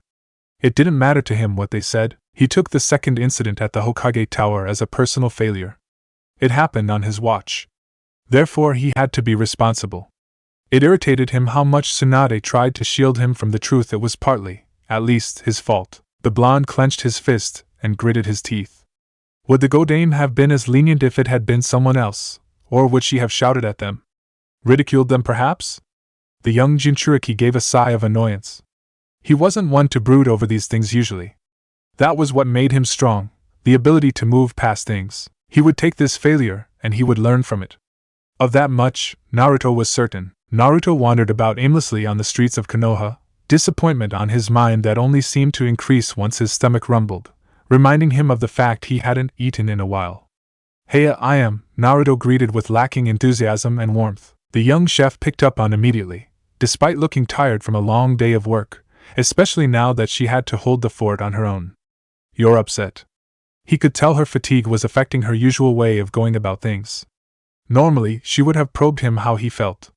Don't even bother denying it, Naruto. I am very tired. Naruto smiled a little. How she managed to maintain concern and irritation so well together was lost on him. I'll have whatever is left in the pot in a large bowl, please.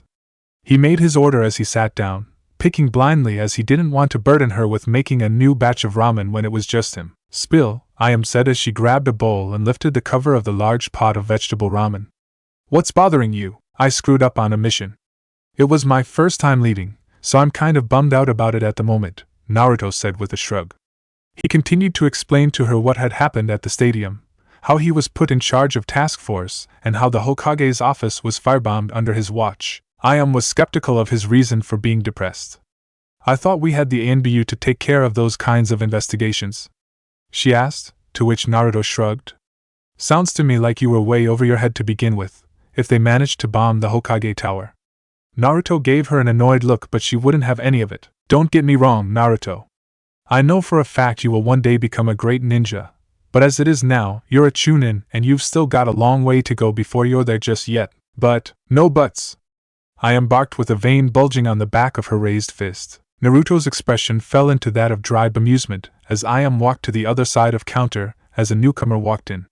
Yumino-san, long time to see, Ayam greeted as Iruka walked into the establishment. Naruto nearly jumped as he turned around, immediately a smile on his face as he was met with the familiar face of his academy student. Iruka-sensei!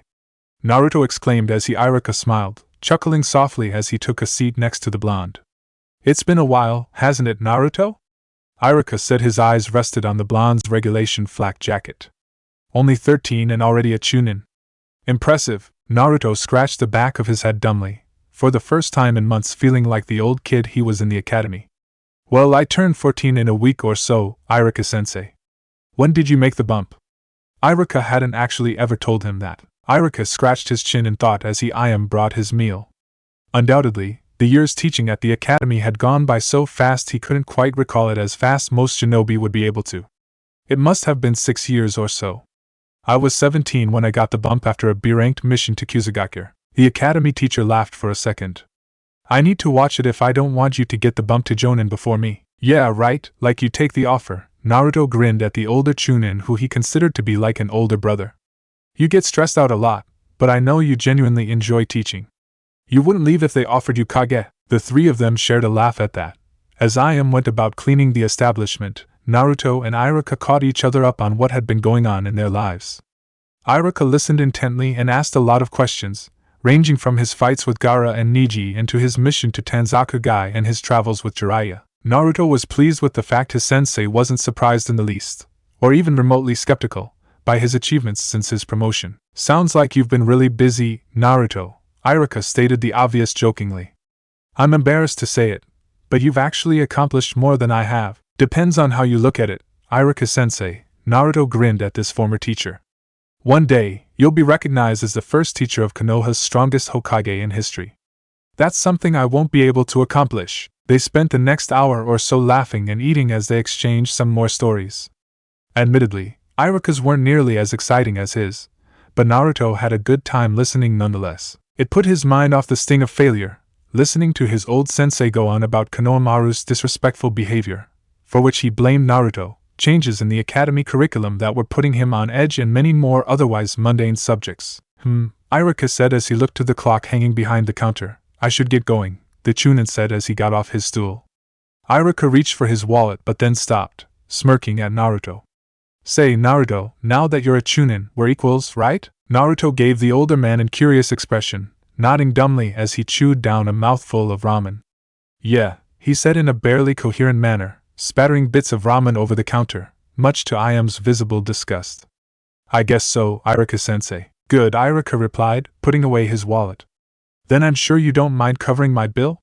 You know, since we're equals now, which makes us colleagues and colleagues treat each other to meals all the time. It took Naruto a moment to get over the fact Iruka had pulled a fast one on him, and by the time he voiced his indignation, the older Chunin had already walked down the road, throwing back his head in loud, boisterous laughter entirely uncharacteristic of the academy teacher. Lunatics, perverts, drunkards and cheap bastards, Naruto grumbled out loud as he pulled out his wallet.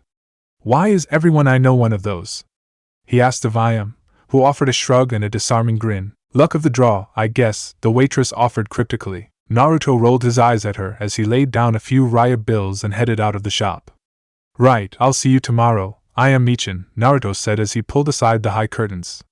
Oh, and before I forget, he said looking over his shoulder and smiling kindly, I'm really glad you didn't get hurt today. If you'd been making your delivery at the Hokage Tower only a few hours later, I honestly wouldn't know what to do with myself. Iam seemed touched for a moment, but then she remembered one crucial faction.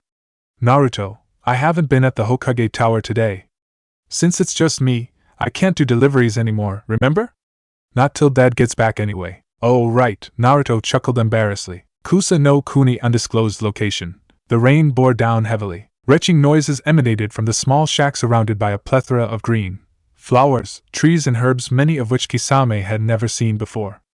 The shark man stood outside, his back turned to the small shack, a stony expression on his blue, thin face. His mind weighed heavily with the truths he had only recently heard from his partner in crime. Kisame, what I am going to ask you will require more trust than I have ever given to or demanded from another human being. And yes, despite your appearance, I believe you to still be every bit as much human as myself. The shark man's grip tightened around Samahata's hilt subconsciously. Only one with the kindness of Itachi, as deceptive as it may be, would consider him to be human. Kisame had long since stopped considering himself to be human. From what I gather, you have long since known I suffer from a disease. The rain continued to harmlessly pelt him with bullets of moist. How couldn't he have known? It was not in Itachi's nature to take joy in battle or killing, that much Kisame knew long before.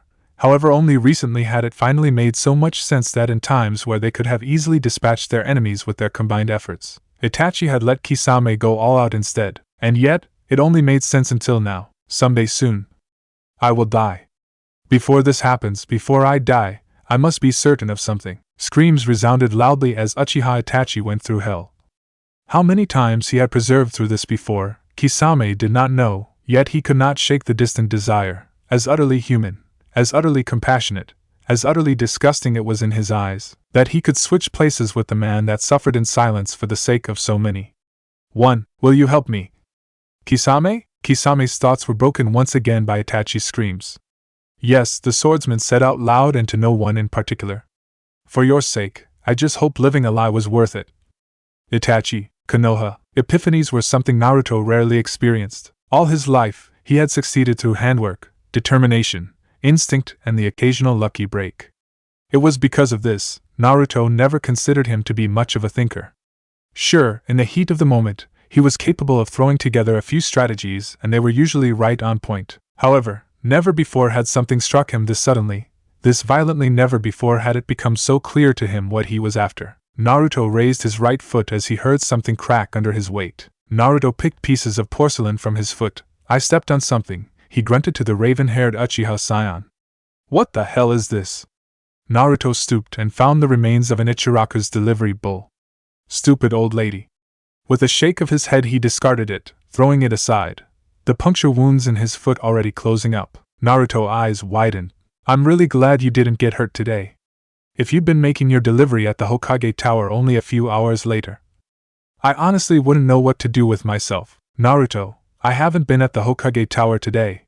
Since it's just me, I can't do deliveries anymore, remember? Not till Dad gets back anyway. As his epiphany took his breath away. No. Naruto violent shook his head. No, that's not possible. He looked to his watch and then hurriedly scaled the wall of nearby convenience store to get a good look at the apartment complexes in West Konoha. Kage Bunshin no Jutsu, his hands wove into the unconventional hand seal without thinking as he took off, his clone headed into a different direction. Indignant shouts by villagers he disturbed in his flight went unheard as Naruto speedily darted from rooftop to rooftop, all the while mentally refuting his damnable epiphany. No, it can't be. It simply can't be. Elsewhere in Konoha, by Sasuke-kun, Sakura shouted from a distance as she headed off in her own direction. Sasuke offered a non-committal grunt to appease her and continued in his stride, headed to the Uchiha district not to rest, but to train. The new water ninjutsu he had copied of Naruto wasn't nearly as strong as the blonde. Even if it wasn't his element, it was unacceptable to be bested by the blonde, no matter in what shinobi branch. Of that Sasuke was determined. It was just at that moment when Naruto flew over his head, bounding from rooftops towards the western parts of Konoha. Sasuke repressed the urge to shout abuse at the blonde. With Naruto, Naruto had no idea why he did it, but as he stood before apartment 36B, he knocked. He knocked on the door of the address he was visiting for reasons he was still trying to refute, reasons he still desperate wished were unfound and as ridiculous as they sounded. He sighed with great relief as the door opened slightly and Tuchi stuck his head out, eyes squinted with confusion and thick medical band wrapped around his head. The bandages were dyed red around his crown, evidently where the chef had hit his head after slipping over spilled ramen. Naruto? What are you doing here? Naruto smiled at the ramen chef, feeling an incredibly weight fall off his shoulders. Hey old man, you're sweating, Tuchi observed, frowning with concern. What happened? Did something happen to Iam? Naruto quickly shook his head, not wanting to cause the man any alarm. No, of course not. Naruto gave a shaky laugh, not quite over the terror he had felt only moments before. I was just in the neighborhood. Do you mind if I come in? It wasn't like him to impose on others, but Naruto felt the urge to sit down. Strangely enough, Tuchi hesitated. I'm not sure if that's a good idea, the otherwise overzealously hospitable ramen chef stammered. You know, I'm still sick. You might catch something. Catch something? Naruto repeated, to which Tuchi nodded rapidly. From your head wound? Naruto said jokingly, slightly put off by Tuchi's strange demeanor.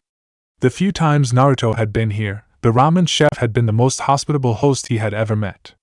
Are you sure you're okay? Tuchi looked over his shoulder for a moment, and then back to Naruto, giving a conceding sigh of defeat. Yes, I'm fine, Tuchi said, stepping back from the door and into the shadows for a brief moment, as he pulled the door back. Come in. I'll make us some tea, Tuchi smiled weakly. That'll be great, Naruto smiled back, though there was no mirth behind it whatsoever. He had felt something just now. He wasn't sure what it was, or if it was anything for that matter, but something wasn't quite right. I've run out of jasmine, Tuchi mumbled as he led Naruto through the poorly lit hallway and into the small cozy room. Will mint tea be okay? Naruto looked around the apartment, for some reason feeling it was a bit cramped, despite it being considerably larger than his own one-person unit. Yeah, thanks, Naruto answered as Tuchi disappeared into the kitchen, leaving him alone in the living room to admire the framed pictures on the mantel. Naruto smiled as his eyes fell on one of Iam in her toddler years. She must have been about 3 years old judging from her chubby cheeks and arms. As Naruto admiring the pictures on the mantel that were mostly of Iam and Tuchi, a framed picture hidden behind others sparked his curiosity. Lifting it up from the mantel, Naruto noticed the woman looked quite a lot like Iam, though her hair was a darker shade of auburn than her daughter's. My wife. Naruto looked over his shoulder to see Tuchi carrying a small tray of tea and rice cracks. What was her name? Haru, Tuchi answered with a somber expression. She passed away when Iam was 2 years old. It's been just the two of us ever since. Naruto wanted to, but he knew, judging from Tuchi's expression, asking him what had happened to her would only haunt him. This is a pretty picture, Naruto stated, to which Tuchi nodded with a small, reminiscent smile. I can see where Iam got her looks from. She has her mother's face, but she's got my personality, Tuchi chuckled. Considering Iam's often unpredictable and near-violent temper, Naruto doubted that with a dry expression as he went to sit down. Not there! Tuchi suddenly burst out. Naruto curiously looked down the cushion he was about to sit on, and then back to Tuchi. Okay, Naruto said slowly as he took another seat opposite the man.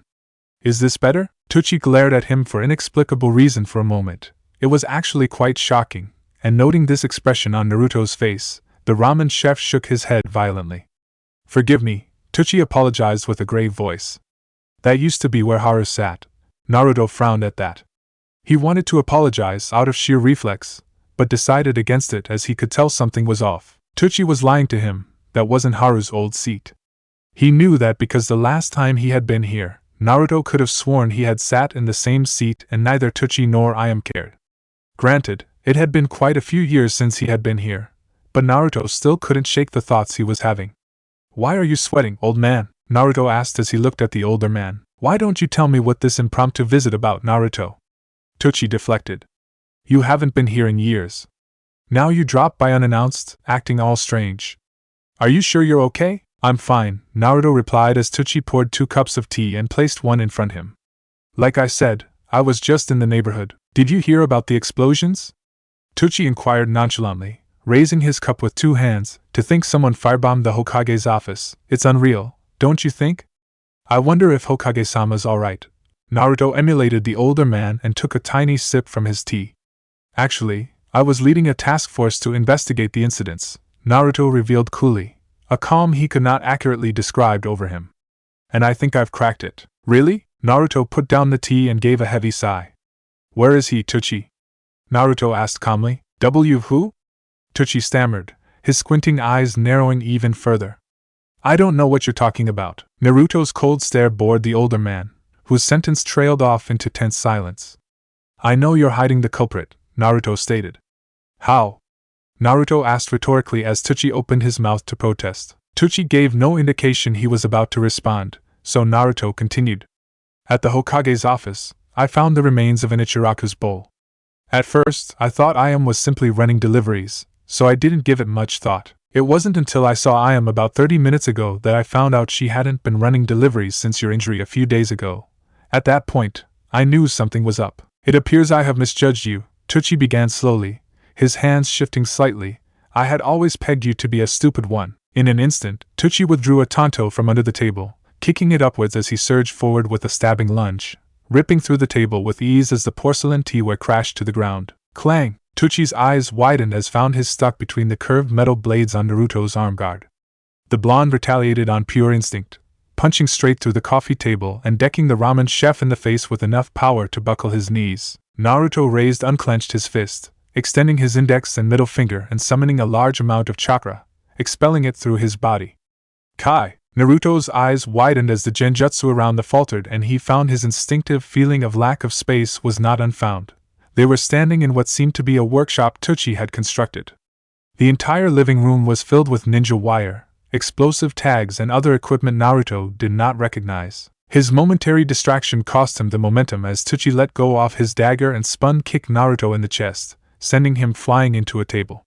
The chef deftly caught his blade midair and held up a single-hand seal, a devious grin coming to his face as Naruto found himself wide-eyed and surrounded by several of the metal contraptions glowing. Boom! The explosion that followed rocked through the entire village as fire exploded from the building and black smoke billowed like a hurricane to the sky. Tuchi smirked as he landed in a crouch, throwing a satchel over his shoulder as he looked around the area. The years have not been kind to me, Tuchi said aloud as he looked down his body, disgusted with weight he had put on in his years of deactivation. A small part of him felt pity of the child, whose life had taken. You should have stayed away, boy. Kage Bunshin no Jutsu. Tuchi's eyes widened as he looked upwards, seeing hundreds of Naruto clones erupt to existence in a large ladder-like formation, continuously spawning under the original who rocketed through the air, narrowly avoiding the aftershocks and explosions that continued to tremor. Alf! Naruto crashed into the ground on his shoulder, bleeding from a plethora of scrapes and bruises, but otherwise unhurt. I can't believe it! Tuchi gave no response, simply looking to the sky as the sun was setting, seemingly fascinated with the early emergence of the moon. You were behind the attacks? Naruto asked more than stated. It was surreal to him, strange this all was. It couldn't be possible. He had known Tuchi was as long as he could remember. How? I had hoped to avoid killing you, Tuchi admitted out of the blue as he reached for his danger again, resting on his hip. You were always so kind to us, Naruto. Naruto's eyes continued to widen as Tuchi suddenly blitzed forward, once again capitalizing on his inability to deal with the sudden truth which cost him. As Tuchi made sure to avoid his bracer and stabbed at his shoulder, aiming to disable his use of the gadget, Naruto regained his bearings at the nick of time, sidestepping the attack and only suffering a gash on his arm. I don't know what's going on, Tuchi, but this isn't you. Naruto performed a series of back flips to avoid the older man's follow-up of swipes and stabs. Touching down in a crouch, he aimed for Tuchi with one palm and thrust forward his other with concentrated chakra. Futon. Repusho, a powerful blast of wind sent Tuchi flying back, but the old man was capable of greater agility and finesse than Naruto had anticipated, and used the blast of wind to carry him to safety, as he held up a hand seal of his own, a hand seal Naruto easily recognized. Looking down to the roof tiles, Naruto found several of Tuchi's detonation devices spread around him, prompting him to not release the jutsu but redirect it to the ground at a sharp angle whilst increasing the chakra output and blasting himself away to a safe distance, just in time as the bombs went off and debris exploded in all directions. He's out to kill me, Naruto realized as Tuchi continued to throw projectiles at him with explosive tags attached to them, sticking to demolitions like a true Kajirogekure shinobi would. Is it revenge you want, old man? Naruto shouted loudly as he dodged the projectiles and redirected some of them with his wind jutsu. You're from Kajirogekure, aren't you? The village that got destroyed over 30 years ago. You continue to surprise me. Tuchi shouted as he surged forward with surprising speed and clocked the blonde once in the stomach and followed up with a combination of kicks and punches. Unprepared and unable to defend himself, Naruto took the brutal beating as he unsuccessfully tried to back away.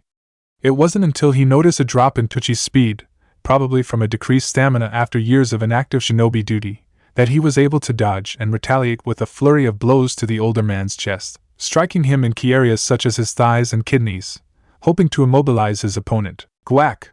Tuchi spat out blood, much to Naruto's horror as his internal conflict with himself for beating on the man that looked out for him since his childhood was weighing him down with a mountain of guilt. It was because of this he didn't see Tuchi's elbow coming when it did and felt stinging pain. It struck him square in the nose, following by a kick to his head that caused him to drop like an anvil, bruising the side of his face as it sunk a few inches through the rooftop. Tuchi didn't let up, withdrawing his blade once again and poising it to stab for Naruto's neck, just as a concentrated wave of water blasted the man aside with such intensity.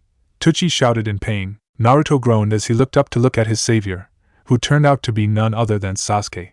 What are you doing here? Sasuke didn't look over his shoulder, but Naruto could tell he sneered. You were getting beaten. I decided it was time to step in, Sasuke replied, unhooking several shuriken from his holsters and Sharingan eyes spinning wildly. On your feet. Don't boss me around, you're the genin here, Naruto shot back, picking himself up anyway and reaching for his kodachi, though he doubted he could use it against the old man. I can't hurt him, Sasuke. Strangely enough, Sasuke, again not looking at him, gave an understanding nod. I know, and you won't have to, the Uchiha added as he dispatched projectiles at Tuchi rushed forward, hands extended and his fingers going through weird motions. It was then Naruto realized what Sasuke was doing.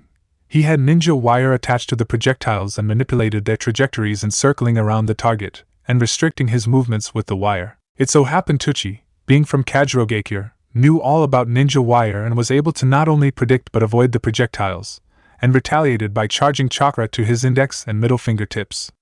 Raiten, Satsu Nagashi, lightning surged forward, aligned with the metal fire, which led it straight to Sasuke, hitting him with a shocking force. Sasuke screamed in pain that released moments later as Naruto sliced through the wires with his kodachi. He caught the raven-haired genin with his shoulder, keeping him levied of the ground whilst extending his sword, aimed at Tuchi in a cautioning manner. Rather than attack, Tuchi looked up to the sky in a panning gaze as several shinobi appeared on rooftops nearby, readying their weapons as a leading jonin called, "Remain where you are. Do not move a single inch, or we will attack with lethal force." Tuchi frowned for a second, then, reaching into his satchel and withdraw a glass jar, he smirked. The jar was seen through and filled to the brim with a purple substance Naruto couldn't identify. Tuchi then turned the lid and pulled off the jar, downing the purple substance as his chakra began to rise. Attack! The jonin commanded as Tuchi dropped the glass jar, which broke on contact with concrete. As the shinobi darted forward, soaring through the air, Tuchi's chest swelled up and deflated as he bellowed the purple substance. Haiden Jutsu, Kajirogekyo no Jutsu. True to its name, the purple haze continued to expel at alarming rate, obscuring Tuchi in an impenetrable haze of purple smoke-like substance. One careless ninja blew a gust of wind, unintentionally redirecting it to some of the nearby Chunin. The consequences of this were unforeseeable. Out of nowhere, the shinobi began to cough and wheeze as their skin turned pale, and then grew a shade of purple. Their veins began to bulge and their eyes rolled back into their skulls. They began to cough up blood and struggle for air. The gruesome scene continued for a few moments, forever ingrained in Naruto's memory as he saw a few shinobi held by others in order to prevent them from attempting to rescue the dying Chunin and be infected one way or another themselves. Sasuke, we need to get out of here. That smoke's coming our way, Sasuke. He gave a forceful tug, snapping the Uchiha out of his electrified daze. Can you move? Sasuke gave a struggling nod. Naruto didn't buy it, and instead unceremoniously threw him over his shoulder. It was just then when a squad of ANBU operators appeared from the shadows, several of them apparently qualified to deal with the purple substances as they sped past the others, their hands going through complex and unfamiliar strings of hand seals before they extended their palms forward, fingers curved inwards. Whatever the jutsu was they activated, it seemed to act in a way similar to a vacuum and siphoned the purple smoke-like substance. Naruto looked up to the highest building nearby, following the gaze of many other shinobi present, and found Tsunade with her arms crossed of her buxom chest. Shizen was next to her, clutching their pet pig, Taunton. A while later, Konoha Hospital Shinobi Ward. I told you I'm fine. Naruto scowled as his claims went unheard whilst Shizen continued to inspect him shortly after giving Sasuke a look over.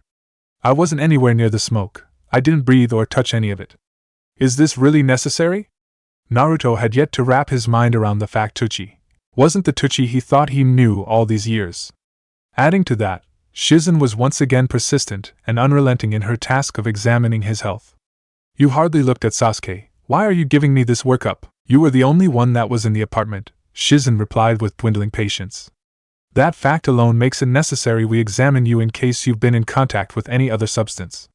Even the slightest trace amount of certain toxics and substances can kill you, Naruto. You may feel fine now, but who's to say that won't change in a few hours, days, weeks? Naruto groaned impatiently. Alright, have at it. This isn't exactly fun for me either, Naruto, Shizen said sternly. Tsunade-sama is very disappointed in you, as am I. Sending word through a clone is not the correct way to convey information or ask for support, Naruto.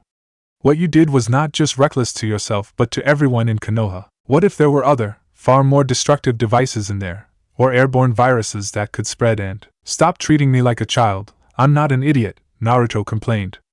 I didn't ask for any backup because it was just a hunch I had. I've known Tuchi my entire life, or at least I thought I did. How could I have known something like this could happen? You couldn't, that is why we have standard procedures and follow them to deal with unforeseeable. Tsunade fell in as she stood in the doorway with a chart in her hand. Naruto couldn't quite argue with that logic, thus opted to merely nod. We got your blood test results, you're fine. You both are. Like I say, don't interrupt me. I still want you to stay a night for observation, Tsunade rebuked with a pointed frown. The substance you were in contact with is known as Purple Plague, one of Kajirogekyo's many failed experiments. Failed? Naruto questioned. It killed 4. Yes, failed, Tsunade cut him off. It was developed 40 years ago. The substance was used by sleeper agents to disperse in wild crowds. Little did those sleeper agents know that the kinjutsu they developed to house the chemicals didn't prevent them from dying. They didn't find out about this until it was too late. Sleeper agents? Like Tuchi? Naruto looked downcast, gripping his hospital gown over his knees. Sleeper agents aren't supposed to know what team they play for, right? That's right. So, the Tuchi I knew isn't the same person anymore? You never knew him at all, Naruto. Tsunade shook her head with a gentler tone. He probably never knew himself either. Sleeper agents are more often than not programmed at young ages. It prevents them from learning the meaning and value of bonds they create with the people around them. It makes it easier to betray them. It's why they usually don't have kids either. The fact Tuchi, or whatever his real name is, did is strange in itself. Sasuke stared intently at Naruto from his side of the room, undoubtedly wondering if the blonde could understand him better now, and whether Itachi, too, was, in some shape or form, a sleeper agent, lying in wait amongst the Uchiha clan to one day eradicate them all. Naruto should get some rest, Tsunade-sama, Shizen suggested, picking up on the blonde's desire to have time to think. She had learned to pick up on subtle signs over the years with Tsunade. Tsunade nodded to Shizen as the brunette exited the room and looked back to Naruto as he pulled the door to a close. Get some sleep, kid. And don't beat yourself up too much. Naruto gave the tiniest of inclinations. He was listening as he laid back in bed and let out a loud groan as the door closed with a soft clicking sound. She's right, Sasuke spoke up. Don't beat yourself up. If you start torturing yourself thinking what you could have done to prevent it, it'll only make it worse. Naruto glanced at his former Team 7 compatriot. I know, and thanks. Later that night Naruto was still wide awake. There was no way he'd get any sleep like this. With his mind beleaguered and tormented with memories he could no longer judge as real or fake. Flashback. 4-year-old Naruto walked alongside the Sandaime, holding the old man's hand as they went for a walk. It was a cool summer evening, the sun had set and most of the vendors were closing up. Naruto had been waiting all day for his surrogate grandfather to take him out for a meal. Where would you like to eat, Naruto-kun? Hiruzen asked the child as they walked down the road, receiving many different looks from villagers and shinobi alike. You've been waiting all day now. I'm sorry my meetings took so long. You can eat wherever you like. Okay, Hiruzen Jishin. Naruto jumped at that, tugging the aging Kage's hand excitedly. Hokage-sama. A much younger-looking Tuchi greeted as they passed his stall. It was a lot smaller than it would eventually would be. Naruto was drooling at the mouth as the aroma of Ichiraku's ramen drifted by. That? He demanded with a chubby finger pointed at the stall. Who is the little one? Tuchi asked. Is that, oh I see, this is Uzumaki Naruto, the Sandaime introduced the young child, holding Tuchi's gaze with a calculative, judging glint in his eyes. I have taken a liking to him, as you can see. Tuchi gave a chuckle, leaning over the counter and waving at Naruto. Hello there, little one. Would you like a bowl of ramen? Naruto looked up to the strange ramen chef and nodded, grinning madly as he was presented with a bowl of ramen moments later. And flashback. The blonde turned on his shoulder, attempting to banish his conflicted thoughts to no avail. He couldn't shake the thoughts that plagued his mind with doubt. He simply couldn't accept the fact that Tuchi, a man who played a larger role in his life than he had previously thought, was a shinobi, one that tried to kill him at that. I told you obsessing about it would only make it worse, Sasuke spoke up. His voice was louder than usual, most likely due to the silence that reigned for hours up until this point. I thought you were asleep, Naruto replied, not turning to face the Uchiha. Did I keep you up? Sasuke gave no indication this was the case, but little did Naruto know the revelations surrounding Tuchi has spurred the Avenger's own thoughts about his older brother Itachi. Did he say anything to you? What do you mean? Naruto asked, turning on his back. Did he tell you why he was doing this? Sasuke clarified. Did he tell you anything at all? Naruto frowned at that. Come to think of it, no? It came out sounding like a question, and maybe it was. The whole situation had been strange, but what was even stranger was that Tuchi didn't seem to know about the lie he lived, but he didn't actually seem to remember anything. It was as if he had read a report on his life and made references to it. Sasuke, Naruto broke the silence again. Sasuke stirred somewhat to indicate he was still awake and listening. Sleeper agents, do you think it's possible for one to one day wake up and I don't know, look back to the life they lived up until that point and actually prefer it so much they make a decision not to carry out their orders? They're sleeper agents, Naruto. I don't think they would have much a choice, Sasuke replied. Naruto sat up as his mind ran with his theory. No, think about it. He hissed at Sasuke. The war with Kajirogekure ended over 30 years ago when they were destroyed. Tuchi's in his early 40s, isn't he? That means if he was programmed as a kid, he would have revealed his true nature years ago, maybe decades even. Sasuke's eyes narrowed. What are you suggesting, Naruto? I'm not sure yet. Naruto sounded doubtful for a moment. He focused his mind to the best of his ability to make sense of the matter. Tuchi's sleeper jutsu must have gone off much sooner, probably sometime around his late 20s or 30s when he'd have been established enough as a villager he could move freely, and no one would have any suspicions. His daughter, Sasuke said suddenly, the waitress, she is only a few years older than us. She must have been born after the sleeper agent ninjutsu wore off, assuming it should have gone off years ago. Why would he have had a child? For appearance's sake. Maybe, Naruto agreed. Ayam's mother, that's his daughter's name, he hastily elaborated, she died over a decade ago. Maybe that had something to do with all of this? I mean, he said it was an accident. I don't think it was treated as anything suspicious, otherwise Tsunade Bachan would have mentioned it. Sasuke gave a nod. It's worth looking into, he agreed. But now what? We're not supposed to leave. Naruto gave Sasuke a long stare. Really, Sasuke? Sasuke stared right back, only persevering for a moment. Fine. Attaboy, Naruto grinned, throwing off his bed sheets and slipping on the footwear supplied by the hospital. How good is your hench? This time Sasuke gave Naruto a hard, dry look. Please, Naruto chuckled. Just kidding. Konoha Hospital, File Room 04. Click. The door closed with a soft click as Sasuke passed Naruto through the door, and immediately flashed on his Sharingan, scanning the room in order to locate the right section of files. Nifty trick, Naruto complimented in low voice whilst flicking on the lights. Sasuke immediately glared at him, but Naruto offered only a shrug. We don't look like ourselves.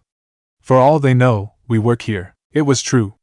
Though it took some considerable time and bargaining, Naruto had convinced Sasuke in emulating him by transforming into a near-identical, curvaceous nurse.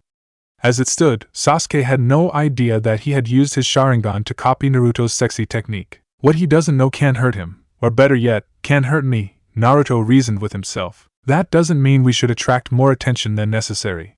And it's not a trick, Sasuke added pointedly with a disturbing one-eye side glance as the other continued to spin madly. Found it, he said a moment later as he pulled out a dossier stamped with Ichiraku 3 on the cover. Naruto gave a low whistle. It's a good thing they group people in family folders, Naruto noted as Sasuke laid out the folder on a nearby table and flicked on the reading light just as Naruto switched off the main lights. Ichiraku Haru, Sasuke read out loud, pulling out a folder with several dates and figures, and most notably, deceased stamped in bright red letters. What's it say? Naruto asked as he glanced at the door whilst Sasuke read the file. Sasuke frowned. She drowned. He looked up to meet his former teammate's blue orbs. She drowned in the Naka River after sustaining severe head trauma. The Naka River. It was as if the universe was playing a game with him. Head trauma? Naruto repeated. From drowning? They must have chalked it up to her accident that caused the drowning, Sasuke reasoned. Naruto frowned as he read Tuchi's file. Tuchi was admitted for psych evaluations and therapy sessions for severe depression. Strange. Tuchi had seemed genuinely nostalgic when he mentioned his wife, not at all as detached and distant as he had been during their brief encounter. Let's go, Naruto said suddenly. Where? Chapter 12, Inauguration, Naka River. The moon's light shined beautifully over Naka River, bathing it in its silvery glow. It was dead silent, and absolute calm reigned as Tuchi stared in his reflection, finding his face aged and plump and repulsive. How many years had it actually been since he did battle? He was a young man when he came to this village, on a mission to avenge those he loved. His name had been Hamachi back then. Geno-sensei! 1. They're coming! Konoha is coming! Run, Hamachi! Tuchi closed his eyes, the distant roars of bombardments fresh in his memory. The screaming, the horror, the cries, the blood and the pain, the events in Kajirogekyu's demise flashed before his eyes. He had been but a chunin then, though talented enough to be considered a jonin even by the standards of the great 5 shinobi villages. He was skilled and disciplined, focused and driven. Had it not been for Konoha's aggression, he could have become so much more. Good Geno-sensei? Is it over? No, Hamachi. It is not over. Tears, they began to drop from the corners of his eyes, yet he felt no sadness, nor grief, no nostalgia or even anger. He simply felt nothing. What had happened to him over the past 3 decades as he established himself in the heart of Konoha? What had happened to him as he pretended to be a down-to-earth, hospitable ramen chef? He grew old, that's what happened. He grew older, and slower and gradually lost his kills to time, the greatest thief of all.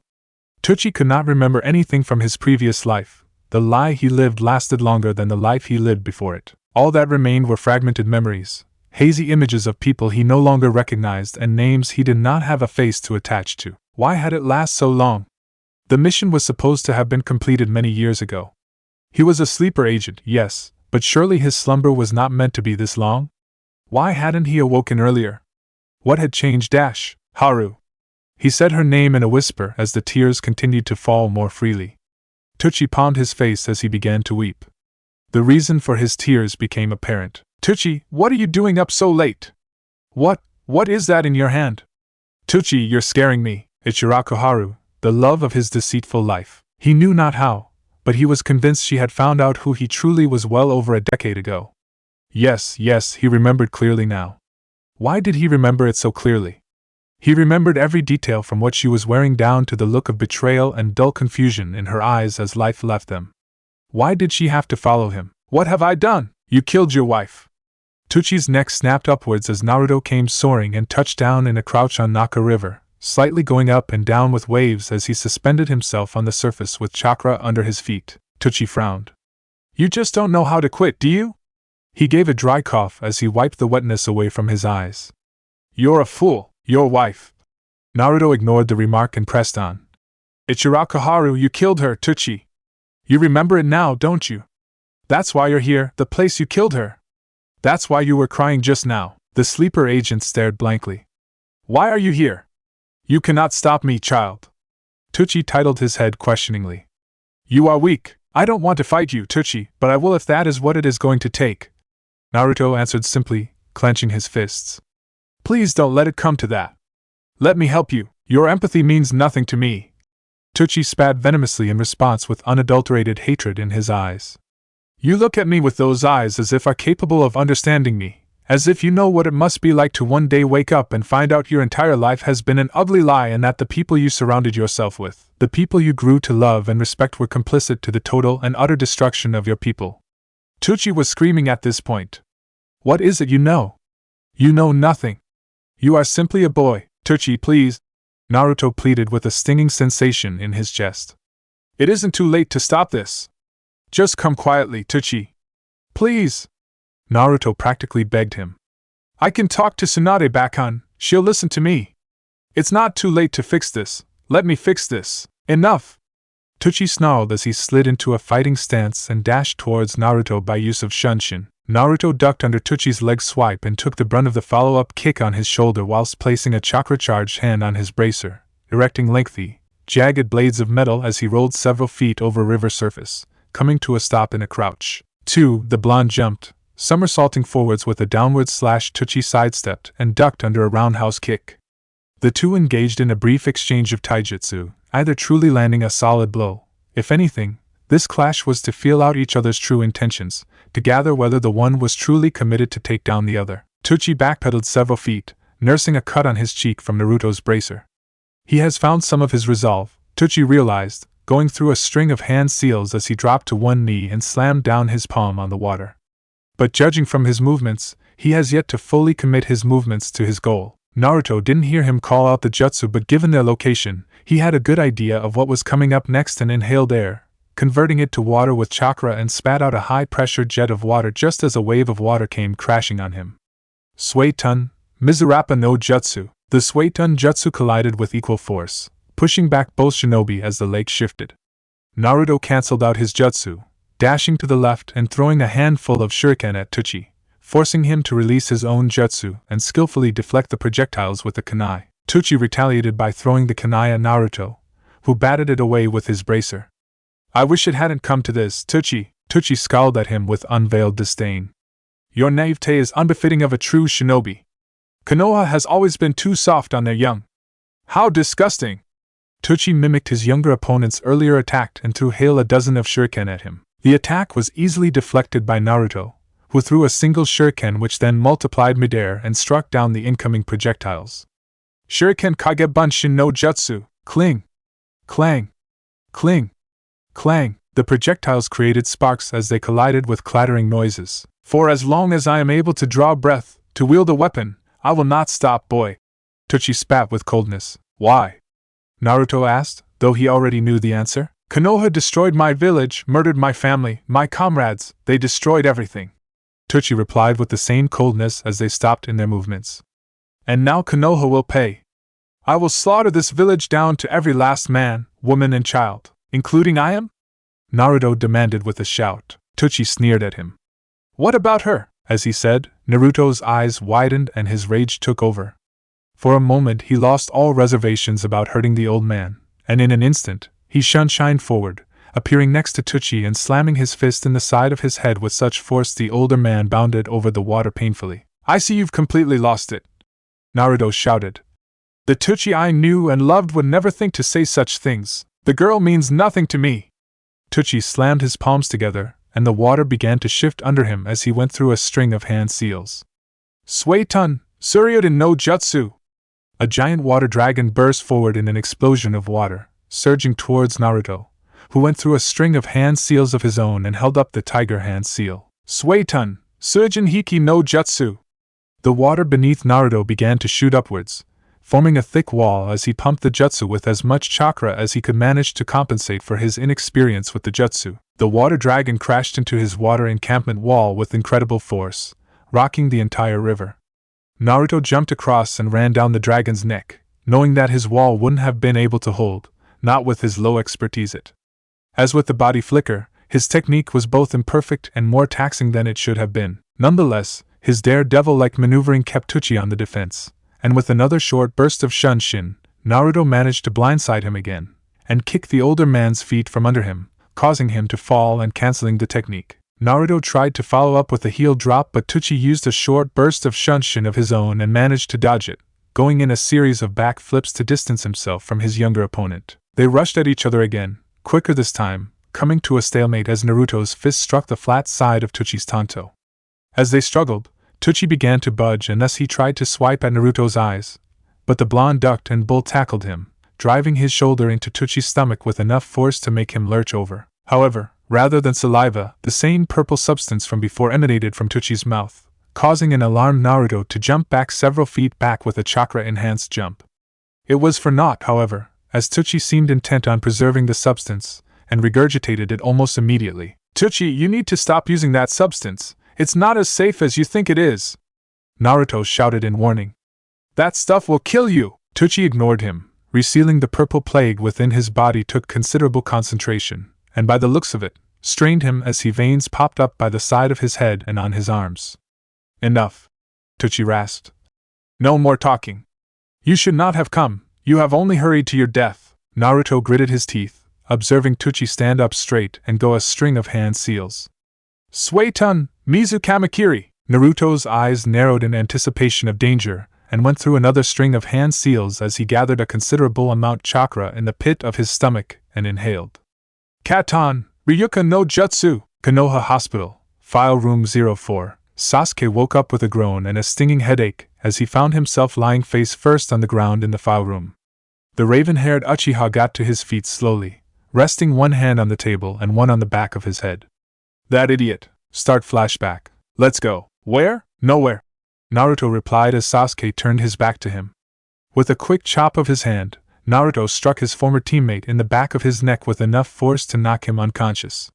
At least, you're not going anywhere, Naruto clarified as Sasuke's closing eyes turned to him. You idiot! Sorry, Sasuke. Naruto apologized, his voice sounded distant to the Uchiha. But this is my responsibility. Sasuke's eyes shut completely as the world went dark. And flashback. You idiot!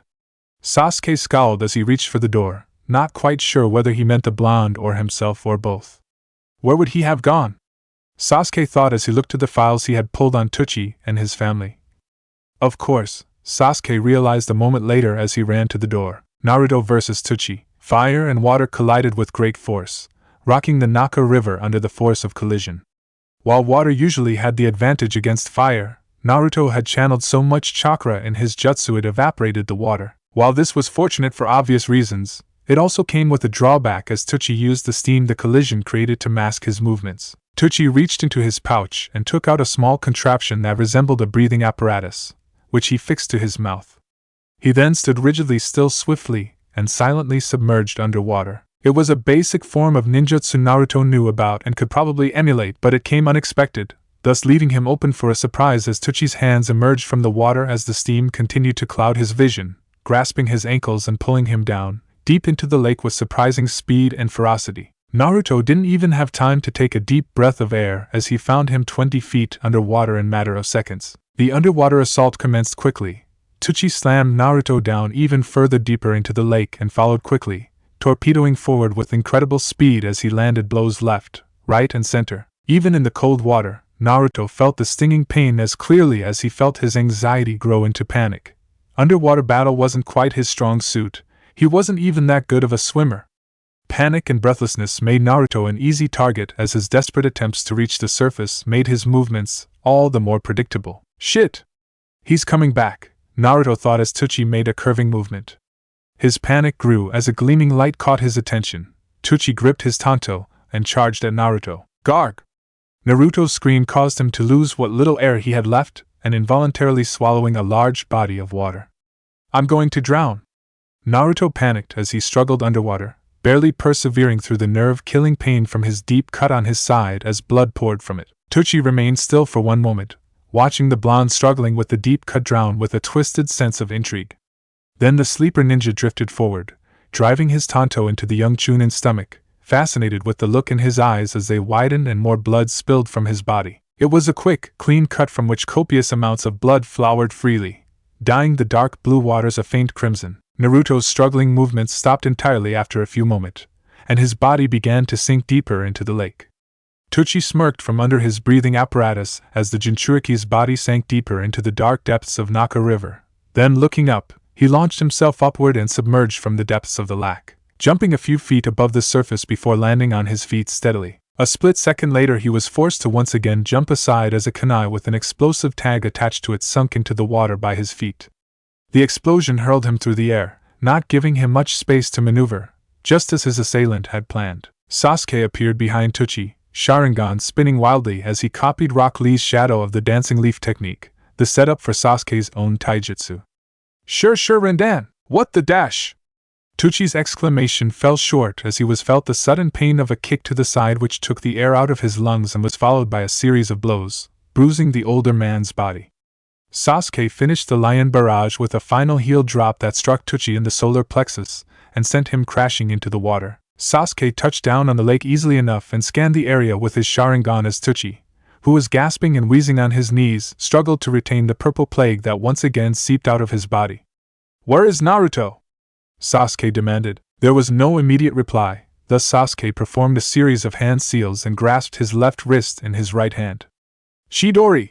He called out as the sphere of lighting appeared in his hand. Speak or die, Naruto's mindscape. You gotta be kidding me. Naruto groaned as he picked himself up from the ground. Not this place again. It's a dump, you are weak. The Kyuubi commented in his booming voice as Naruto came to approach his cage. Once again, you have allowed your emotions to get the best of you. You have no resolve because you are weak. Naruto raised a clenched fist at Yoko. The hell I don't. I was more than willing to hurt Tuchi, the Kyuubi snarled at his foolishness.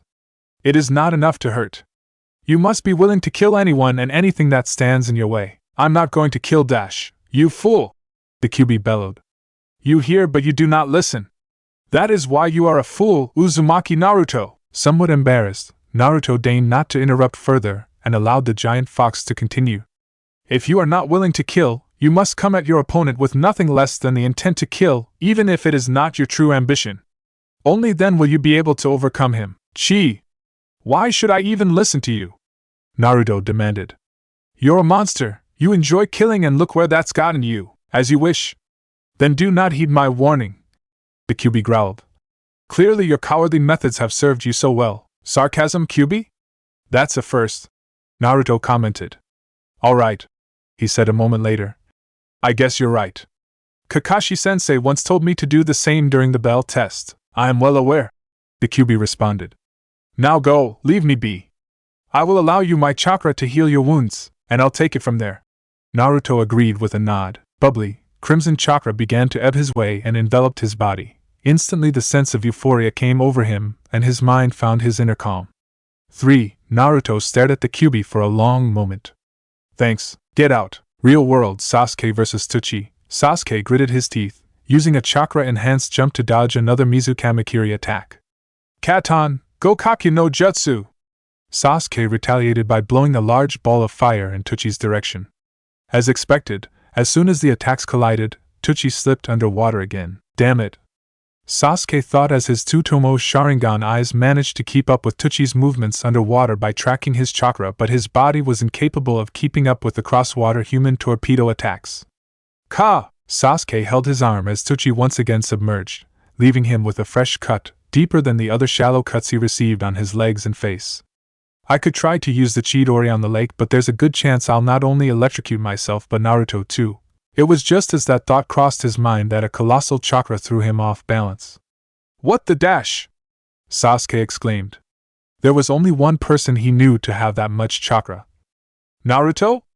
Sasuke shouted as he looked to his surroundings. It took him a moment to see the crimson chakra shine from the bottom of the lake, and a second later water erupted several feet upwards in an explosion. Arg! Sasuke's eyes snapped up to see Tuchi fly through the air, holding his shoulder from which he was bleeding profusely. Naruto appeared right after him, landing in front of Sasuke. His eyes settled on Tuchi. The crimson chakra that had surrounded him earlier vanished as soon as it had appeared, leaving Naruto's blue eyes temporarily slit. Sasuke! Naruto called out to the Uchiha as he felt his stomach to check on his wound, which had now been completely healed. What are you doing here? This is my fight. Shut up, Sasuke replied with a scowl. He's too dangerous for you to face on your own. You won't be able to take him down as long as you're holding back that wound on his shoulder. Naruto interrupted. Sasuke looked at Tuchi, noting how much pain the older man was in and how much blood he was losing. Naruto turned his head, his blue, slit eyes meeting Sasuke's Uchiha sight. I was aiming for his head. Sasuke's eyes widened at the revelation. What? I'm done holding back, Naruto said as he stood up straight. You're right, he's too dangerous to be underestimated. I need to go at him with the intention to kill, or he's going to end up killing me and a lot more people. I can't let that happen. What's your plan? Sasuke asked as his eyes shifted to Tuchi.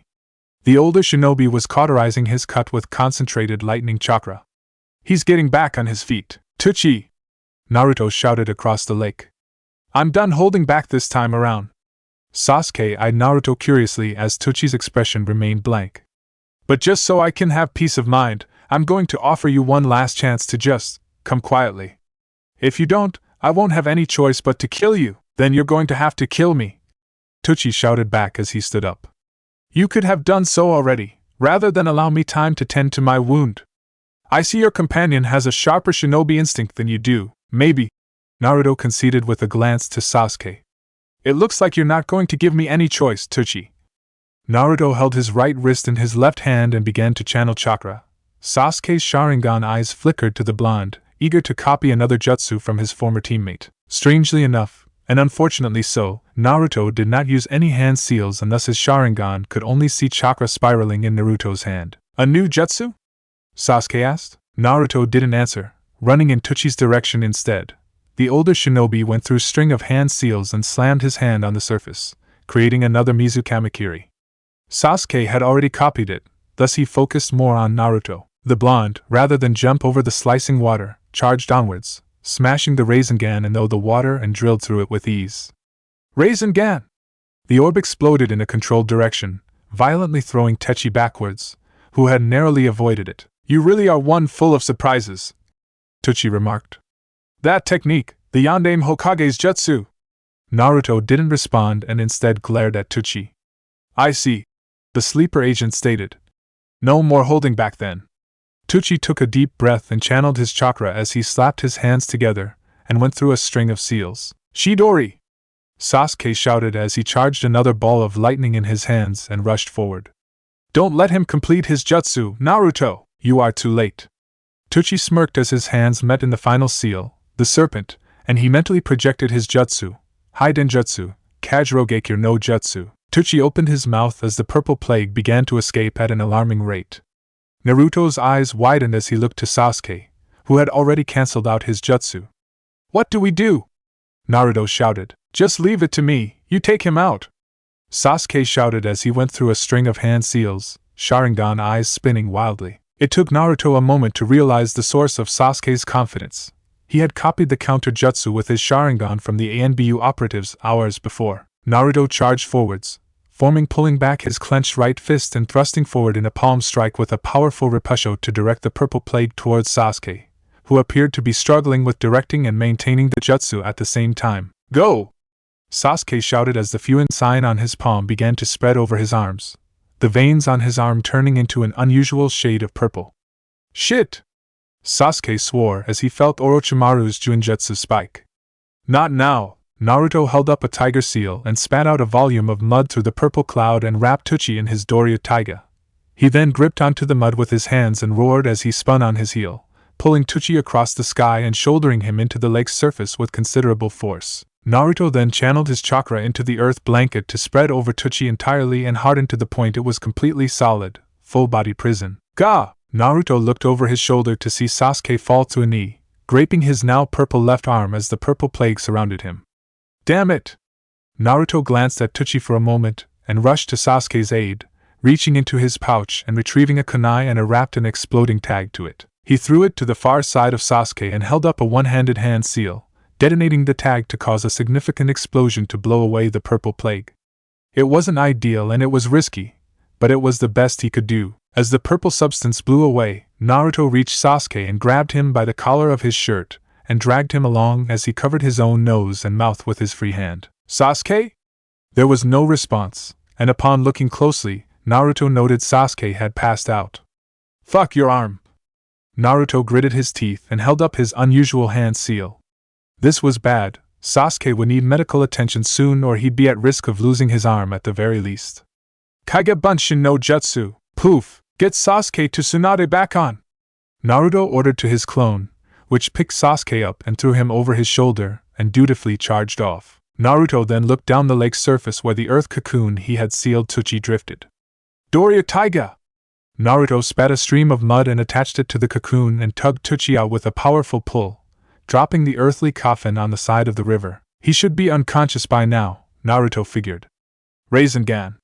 A perfect sphere of chakra appeared in his hand, significantly smaller than his usual size, an intended result as he proceeded to drill through the thick earth. It was just then when Tuchi's hand shot out and grabbed his wrist, followed by another fist punching through and hitting Naruto square in the face. Surprise and pain threw Naruto off long enough for Tuchi to free himself and charge at him with blind rage in his eyes.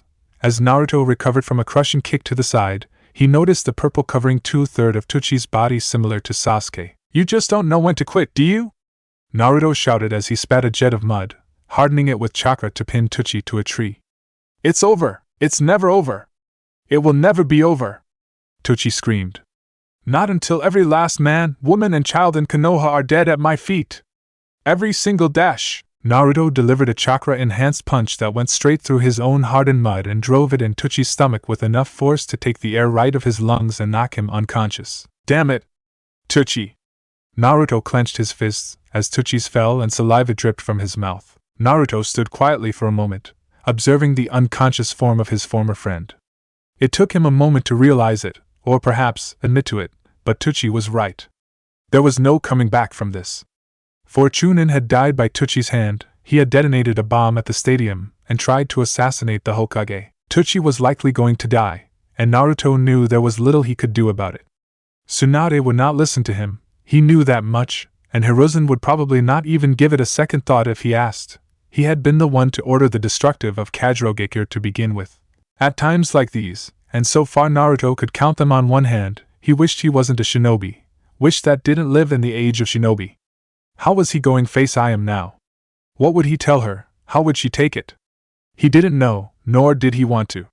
He just wished he could forget all about it. Naruto looked up, casting away his troubled thoughts as a pair of ANBU operatives made themselves visible on tree branches nearby. Uzumaki Naruto, we are under orders to retrieve and deliver you to the Godame, stated the one closest to him. Naruto simply nodded and gave a sigh. Tsunade was not going to be happy. Sometime later, hidden underground sector, the ANBU operatives brought him to a poorly lit, underground corridor with swiftness Naruto had a hard time following. He had no exact sense of location as he was blindfolded, but he knew they were underground, below the Hokage tower most likely as he recalled being told of a secret passage once by the Sandaime. It made sense they'd bring him here, given the state of Tsunade's office. You idiot! Yep, that's definitely Tsunade back on. Naruto recognized her voice immediately. Take off his blindfold! Tsunade ordered. The ANBU operatives obeyed immediately and stepped aside as Naruto's eyes got used to the underground facility. Where are we? That's none of your concern, Tsunade replied. The better question here is what the hell were you thinking going after him on your own, Tuchi? Naruto bit out with a frown. His name is Tuchi. Tsunade folded her arms over her chest and scowled. What does it matter what his name is? He is an enemy combatant. One you went after on your own while you were ordered to stay at the hospital for the remainder of your observation. You put every man, woman and child in this village at risk, Uzumaki. How are you going to take responsibility for that? Naruto gave no response, and by the look on her face, she wasn't looking for one anyway. You know, there are some villages where this kind of insubordination is punishable by death. Naruto raised an eyebrow at this, realizing Tsunade was genuinely irate. I'm sorry, you're sorry? Tsunade repeated sarcastically. Really? Well, I guess that makes everything okay then. I am sorry, Hokage-sama. Naruto tried again, this time sounding as formal and apologetic as he could and adding a respectful bow. I take all responsibility for my actions. I only asked you do not punish Uchiha Sasuke as he was acting under my orders. Tsunade scowled at him once more. Chi! I told you formality isn't a good look on you. Stand up, she ordered, and Naruto obeyed. Bear, take the captive to the holding area. Interrogation will know what to do with him. The bulkier of the two operatives carrying Tuchi on his shoulder gave a nod. Mantis. Tsunade turned to address the slimmer-built ANBU. Send word to Cat. She will inform the council the crisis has been averted. The ANBU operatives gave one last nod and simultaneously disappeared into the shadows, leaving Naruto and Tsunade on their own. Naruto felt unnerved under Tsunade's stare, wishing she'd say something, anything. He wouldn't have minded if she started shouting at him, as scary as that was. How's Sasuke doing? He asked, hoping to get rid of the awkward atmosphere. Shizen's treating him right now. Is he going to be okay? Shizen knows what she's doing. He'll make a full recovery within a few weeks. That's good. Tsunade looked Naruto in the eye and shook her head. I'm disappointed in you, Naruto. Yeah. I know. No, you don't know. Strangely enough, she did not look or sound angry, simply disappointed. I've seen a lot of people die, Naruto. Most of them were either idiots who didn't know their own limits or idiots who didn't trust anyone but themselves to get the job done. The one thing all these idiots had in common was that they met an early grave. Tsunade unfolded her arms and reached for Naruto. He tensed, having expected to catch one of her devastating punches. You remind me of him, Naruto. You remind me so much of my little brother, it's not even funny. Naruto swallowed thickly, having no idea what to say. I'm not asking you to be smarter than anyone else. Tsunade gave him a light smile. You're not that type. You learn through pain rather than reason. You're just like Jiraiya in that sense. Naruto gave her a curious look. Then what are you asking? I'm asking you to not be an idiot. Tsunade answered as she ruffled his hair. You've got all the talent and determination you need to become a great shinobi one day, Naruto. Don't waste any of it on stupidity. Naruto nodded. It's a promise. I'm sorry if I'm interrupting your tender moment. A new voice began from the shadows, accompanied by a loud, steady knocks on the ground. But I believe this issue cannot wait. Naruto's eyes narrowed as he looked into direction of the voice. Light shone on the newcomer as he emerged from the shadows. How in the hell did I not hear this guy? Danzo. Tsunade's voice rang cold as ice and sharp as steel, much to Naruto's confusion. Tsunade-heim. Danzo croaked. Always a pleasure. Can't say the feeling is mutual. Tsunade replied. What do you want? Whatever it is, it must be important if you've taken the time to come out of your lair. Where would that be again? The root base is kept secret for good reasons, Tsunade-heim. Danzo humored her. I am here because of the Kajirogekure threat. What do you intend to do with the captive? Tsunade's eyes leveled with Danzo's. What is it to you? The threat has been contained. Interrogation will begin once he has been declared fit. I see. Danzo drawled. I have brought some experts in case you require assistance. As if on cue, several shinobi dressed in dark cloaks and masks similar to that of ANBU operatives appeared from the shadows. Naruto nearly jumped, but from the look on Tsunade's face, they came as no surprise to her, meaning only he was the one that did not sense them. Root operatives? Tsunade snorted. All boys, I see. No surprise there. The root operatives took steps forward, as did Naruto, who unsheathed his tanto with his left hand and charged a Rasengan in his right. Not another step, assholes! Naruto growled. Danzo observed Naruto for a moment, seemingly bemused with the show of loyalty. Uzumaki Naruto, I take it. As if you don't already know that, Cyclops. Naruto replied. Danzo shot him a fleeting glance and turned to Tsunade. You have tamed this one well. Such fierce loyalty is rare. Though I suggest you teach him some manners. Noted. Tsunade replied with dry sarcasm. Your assistance won't be necessary. The interrogation force should have no problem with this one. I'm sure it's been a while since you've used Konoha's facilities, but our shinobi are trained as well as yours, I assure you. I doubt that very much, Tsunade-heim, but as you wish. Danzo conceded with a slow nod. Then, on behalf of the council, may I inquire what you will do with the enemy combatant post-interrogation? Tsunade glanced at Naruto.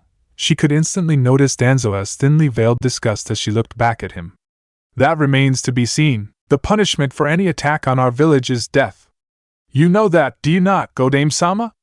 Danzo challenged with a steely tone. I see no scenario in which this sleeper agent can be left alive without remaining a threat to Konoha. I am well aware. Tsunade responded in kind. The council will know my decision when I have one, Danzo. I intend on giving it personally. Will that be all? The captive has a daughter, Danzo stated in response. I will see to it she is detained and submitted to interrogation by my men. Naruto's eyes narrowed and the Rasengan in his hand spiked erratically. The hell you will! You lay on hand on I am and you'll regret it. Naruto! Tsunade barked loud enough for Naruto to flinch. She then looked to Danzo with a cold look in her eyes. The daughter is already under observation by a security detail. She will not be touched. Do you understand me? Danzo stared for a moment, and then nodded slowly. As you wish. That will be all then. Danzo's route operatives wordlessly followed as their leader stalked off into the shadows of the underground sector. Naruto released the Rasengan, and sheathed his tanto, and looked to Tsunade. Who is that guy? I get a bad feeling from him. You should. Tsunade revealed with a glare directed to the shadows in which Danzo disappeared. That man is Danzo. He used to be Hiruzen-sensei's rival and best friend. They had a falling out when Sensei was appointed Hokage over him. Naruto frowned with confusion. Those men he had with him, the ANBU operatives, I thought all ANBU were supposed to be loyal to the Hokage. Konoha ANBU, yes. Tsunade confirmed. Losing out on the Kage title didn't stop Danzo from creating his own ANBU though. Over 30 years ago he created Root, an organization independent to Konoha, loyal only to Danzo himself. That's kinda cool, Naruto had to admit. A legion of assassins loyal to one man alone. There wasn't a scenario he could think up in which that was anything but cool. It's a necessary evil, is what it is, Naruto, Tsunade asserted with a stern expression. Root is hidden in the shadows. We know nothing about them. We don't even know where their base is, or how many there actually are. And their methods. I hear rumors now that I didn't before becoming Kage.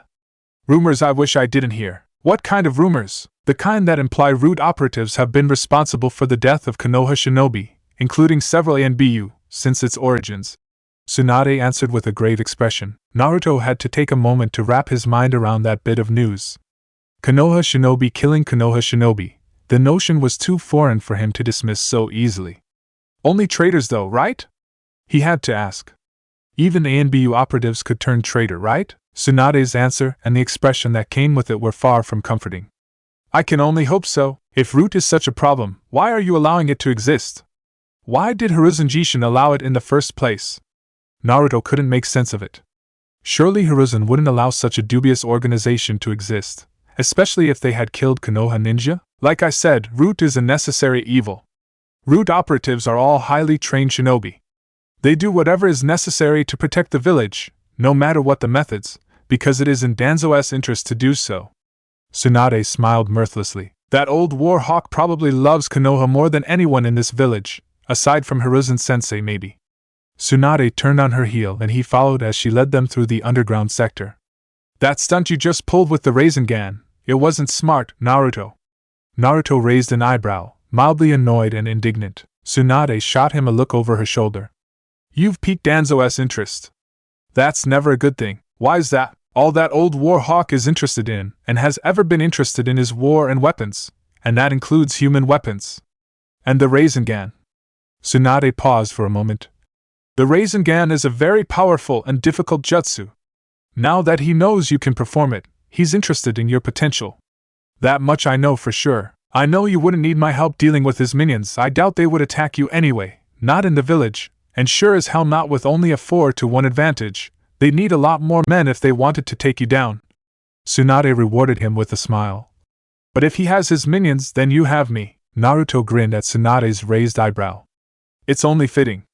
I'll be kicking you out of your office one day soon, but in the meanwhile, I'm yours to boss around. Tsunade shot him a sly smile. Did you just call yourself a minion? Don't ruin the moment. 3 days later, Inauguration Day, Naruto stared at his reflection and gave a deep sigh as he fixed the sash on his hakama over his kimono. He felt a strange feeling in the pit of his stomach, excitement mixed with anxiety and nervousness. Man up, kid! Jiraiya would have said he were here. That, and a whole range of other things Naruto would probably get red in the face over. The Toad Sage wasn't around though, probably off somewhere trying to get some with Tsunade before the inauguration. Good for him though, Naruto had to admit. Looking sharp, bro, Gamakichi commented, having been summoned by Naruto for some company. The Toad held up a pinky. Is going to love it. Naruto looked down to his wear for the evening, white and orange kimono and hakame getup that somewhat resembled the Hokage robes. He no longer wore orange while on the job, but it was still his favorite color, and this was supposed to be a fun night. Make sure to buy some of those fried candies, Gamakichi reminded him for what must have been the 10th time. They don't make sweets home like they do here. Got it, Naruto said once again as he adjusted his collar. You sure I'm not supposed to bring a gift? Hey, what do I know? I'm a toad, you're a human, we do things differently. Gamakichi shrugged, rubbing a tall finger to his chin. Why don't you ask Jiraiya? Naruto gave a sour expression at the thought.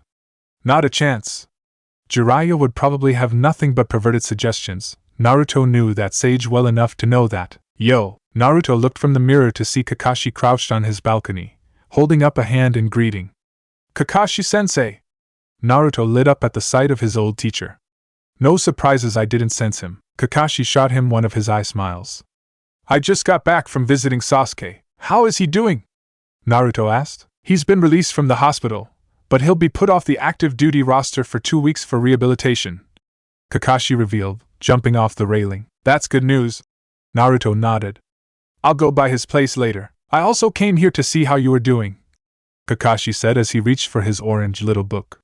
Jiraiya-sama said you've been training a lot lately. Naruto's expression fell, but Kakashi quickly added. I'm not here to scold you, Naruto. I'm here to offer you my help. What kind of help? Naruto with a curious expression. I am no longer your Jonin supervisor, but that does necessarily mean I have to stop being your sensei, Kakashi replied with a glance at the younger blonde. There are still many things I can teach you. I know how to walk on water, Kakashi-sensei, Naruto said jokingly. Besides, don't Sasuke and Sakura need you more? They do, but you are still a member of Team 7, Kakashi affirmed. Therefore your training is just as important. It didn't seem that way last time, sensei, Naruto responded with brutal honesty. Aside from teaching me to walk on trees, you didn't teach me much. Kakashi gave a sigh and rubbed the back of his head. I guess I deserve that one, he admitted. I owe you and Sakura both an apology. Forget about it, Naruto said almost immediately, feeling a sting of guilt. Look, what happened before, it's in the past. It doesn't matter anymore. I really would like to continue training with you, Kakashi-sensei. Don't tell Sasuke, but I miss you guys, Kakashi once again smiled. Then it's settled. Yo, Naruto! You're running late, Gamakichi reminded him, tapping a point finger to his wrist to indicate the time. You don't want to keep her waiting, Kakashi curved his head. Knock. Knock, that should be her right now. Naruto nodded to Gamakichi, who proceeded to bound off to the door. Ribbit! The door's open. A date? Kakashi deduced out loud in a questioning manner. Naruto couldn't blame his skepticism. And she's picking you up? I know what it looks like, but she insisted. Naruto shrugged whilst listening to Gamakichi introducing himself to Rei in the background. I'm Gamakichi, son of Gamabunta and Naruto's disciple. It's nice to meet you, Gamakichi-sama, Naruto sniggered as he saw Rei walk through the living room. You don't need to be so formal around this one. Well, I guess this is my cue, Kakashi announced with another eye smile.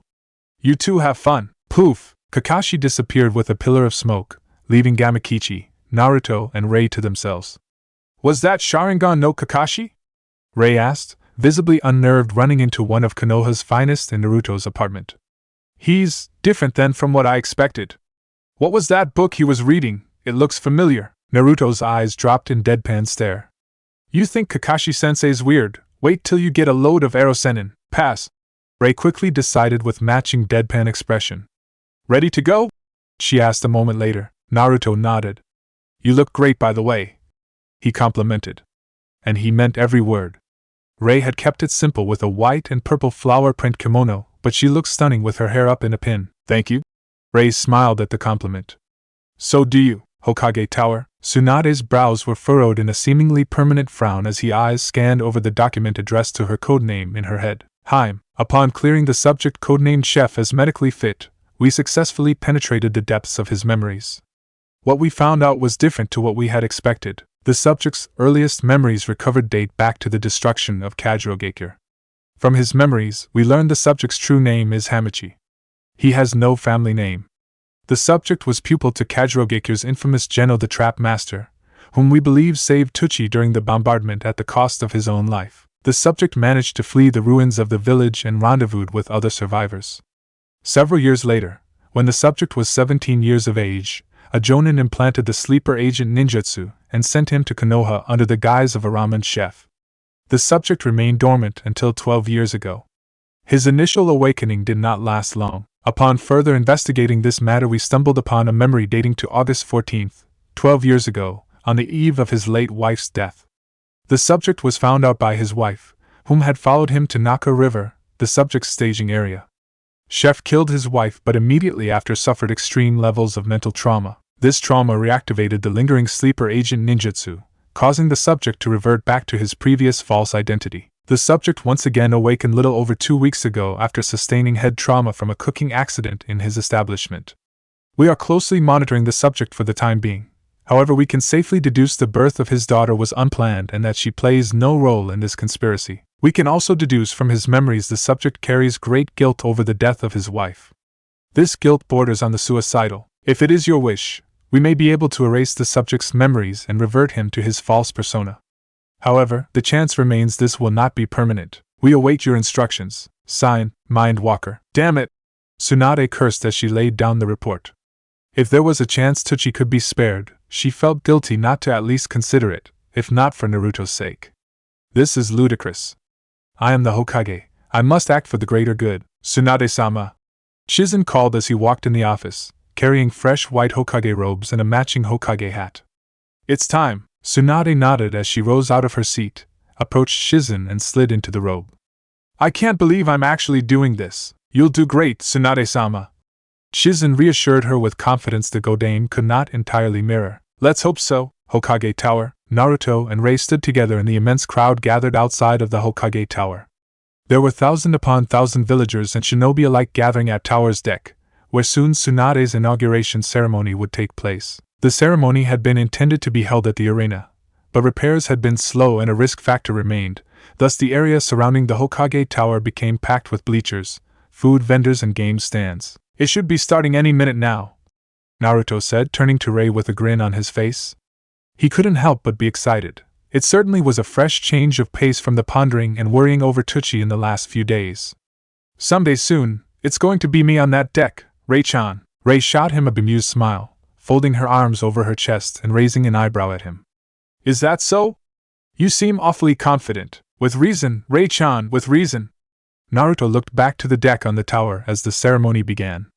To his immense surprise, the Sandaime Hokage, Sarutobi Hiruzen, appeared in full Hokage garb, followed by several delegates of the daimyo and other notable shinobi. Naruto could spot Naro Shikaka not far behind the Sandaime. There was an immediate rise in the crowd at the sight of their beloved Hokage, and they cheered louder and longer than Naruto had ever heard. Hiruzen allowed the crowd a few moments to vent their relief and happiness, waving back to many in the crowd. People of Konoha! Sarutobi's voice boomed throughout the area. Today marks the end of my reign as the Sandaime Hokage after 45 years of service. Many years ago, when I was but a young man fighting a war he did not truly understand, the Nidaime appointed me the Sandaime on the battlefield, moments before sacrificing his life so that the younger generation could live to fight another day and perhaps one day sacrifice themselves for the next generation. Along with the mantle of Hokage, the Nidaime passed on something just as significant. He passed unto me the true meaning of the will of fire. Rei glanced at Naruto, finding his eyes locked on the Sandaime, an unreadable expression on his face. The will of fire, that is the creed upon this village was founded, the foundation of our teachings. It is what enabled us to become the greatest of the great 5 shinobi villages, and it is what has kept us safe for generation after generation. The Sandaime panned over the crowd of thousands, folding his hands behind his back as he chuckled with nostalgia. On the eve of the Nidaime's death, he taught me the true meaning of the will of fire is love. More specifically, it is love for one's home, love for one's comrades, and love for one's country. The will of fire is a creed of self-sacrifice, and it teaches us to make sacrifices that take many shapes and forms, whether that is to shoulder the burdens of the battlefield or making the tough decisions that keep us all safe. There was a long pause, and the entire village seemed to fall silent. Hiruzen gave a great sigh. He looked as though he was 1,000 years old. And perhaps he felt that way. After 45 years of sacrifice, it is time I step aside and allow the next generation to take over. Hiruzen reached for his hat and slowly took it off his head and held it in his hands. People of Konoha, I give you your Godame Hokage, my former student and one of the Densetsu no Sannin, Senju Tsunade. The crowd roared and cheered louder than it had before. Naruto couldn't help but participate as the excitement of it all struck him in his very core. On cue, Tsunade joined Hiruzen on the deck and stood next to the Sandaime. Hiruzen turned to Tsunade and offered him the Hokage hat to go along with her new Hokage robes. Tsunade and Hiruzen exchanged a set of words and a hug initiated by Tsunade, who then turned to the crowds and placed the hat on her head. Once again the crowd roared, louder and more enthusiastic and exuberant than before. Later that night, fireworks went off in bright, vibrant colors in the night sky as the villagers and shinobi celebrated the inauguration of the Godame Hokage. The scent of gunpowder, fried snacks and other foods stuck to the air. "Look, Kachin!" a young boy shouted, tugging his mother's kimono as he pointed to the sky. Naruto and Rei walked side by side, munching on fried pieces of candy on sticks as they enjoyed each other's company. It had been a good day, Naruto had to admit. After the inauguration, they went and had a bite to eat and walked about the village for hours, talking and getting to know each other some more. "Your first kiss was with a boy?" Rei visibly tried to restrain herself from laughing. Naruto shot her a deadpan expression. "I knew I shouldn't have told you." "No, you shouldn't have," Rei agreed with mischievous smile. "Because I'm going to milk this for all it's worth." Naruto raised an eyebrow at that. "You're going to blackmail me? That's nice. What could I offer you anyway?" "I don't know yet," Rei responded with feigned mysticism. "We'll just have to see, won't we?" "I guess so." Naruto couldn't help but grin back as she shot him a sly smile. She truly was beautiful when she smiled. "You should smile more often." Rei laughed softly and pretended to not have heard what he said. "Well, I had a great time, Naruto." "You're calling it a night already?" Naruto felt somewhat disappointed. They had been having a good time. He didn't want it to end so soon. "Is it something I dash?" "No." Rei cut him off quickly. "I have to head back home and look after my sister." "I didn't know you had a sister," Naruto admitted sheepishly, rubbing the back of his head. "But yeah, I had a great time too. Maybe we can do this again sometime?" Rei looked at him with a hinting expression. Naruto nodded almost instantly. "Yes, definitely." "Good," Rei said, shortly before leaning in and planting a light kiss on Naruto's lips that sent shockwaves through every facet of his being. Naruto didn't quite return the kiss until Rei backed away, pulling her into an embrace as he turned his head and went with his instincts. "Wow," he said breathlessly after she pulled back. "Walk me home." "Yes, ma'am."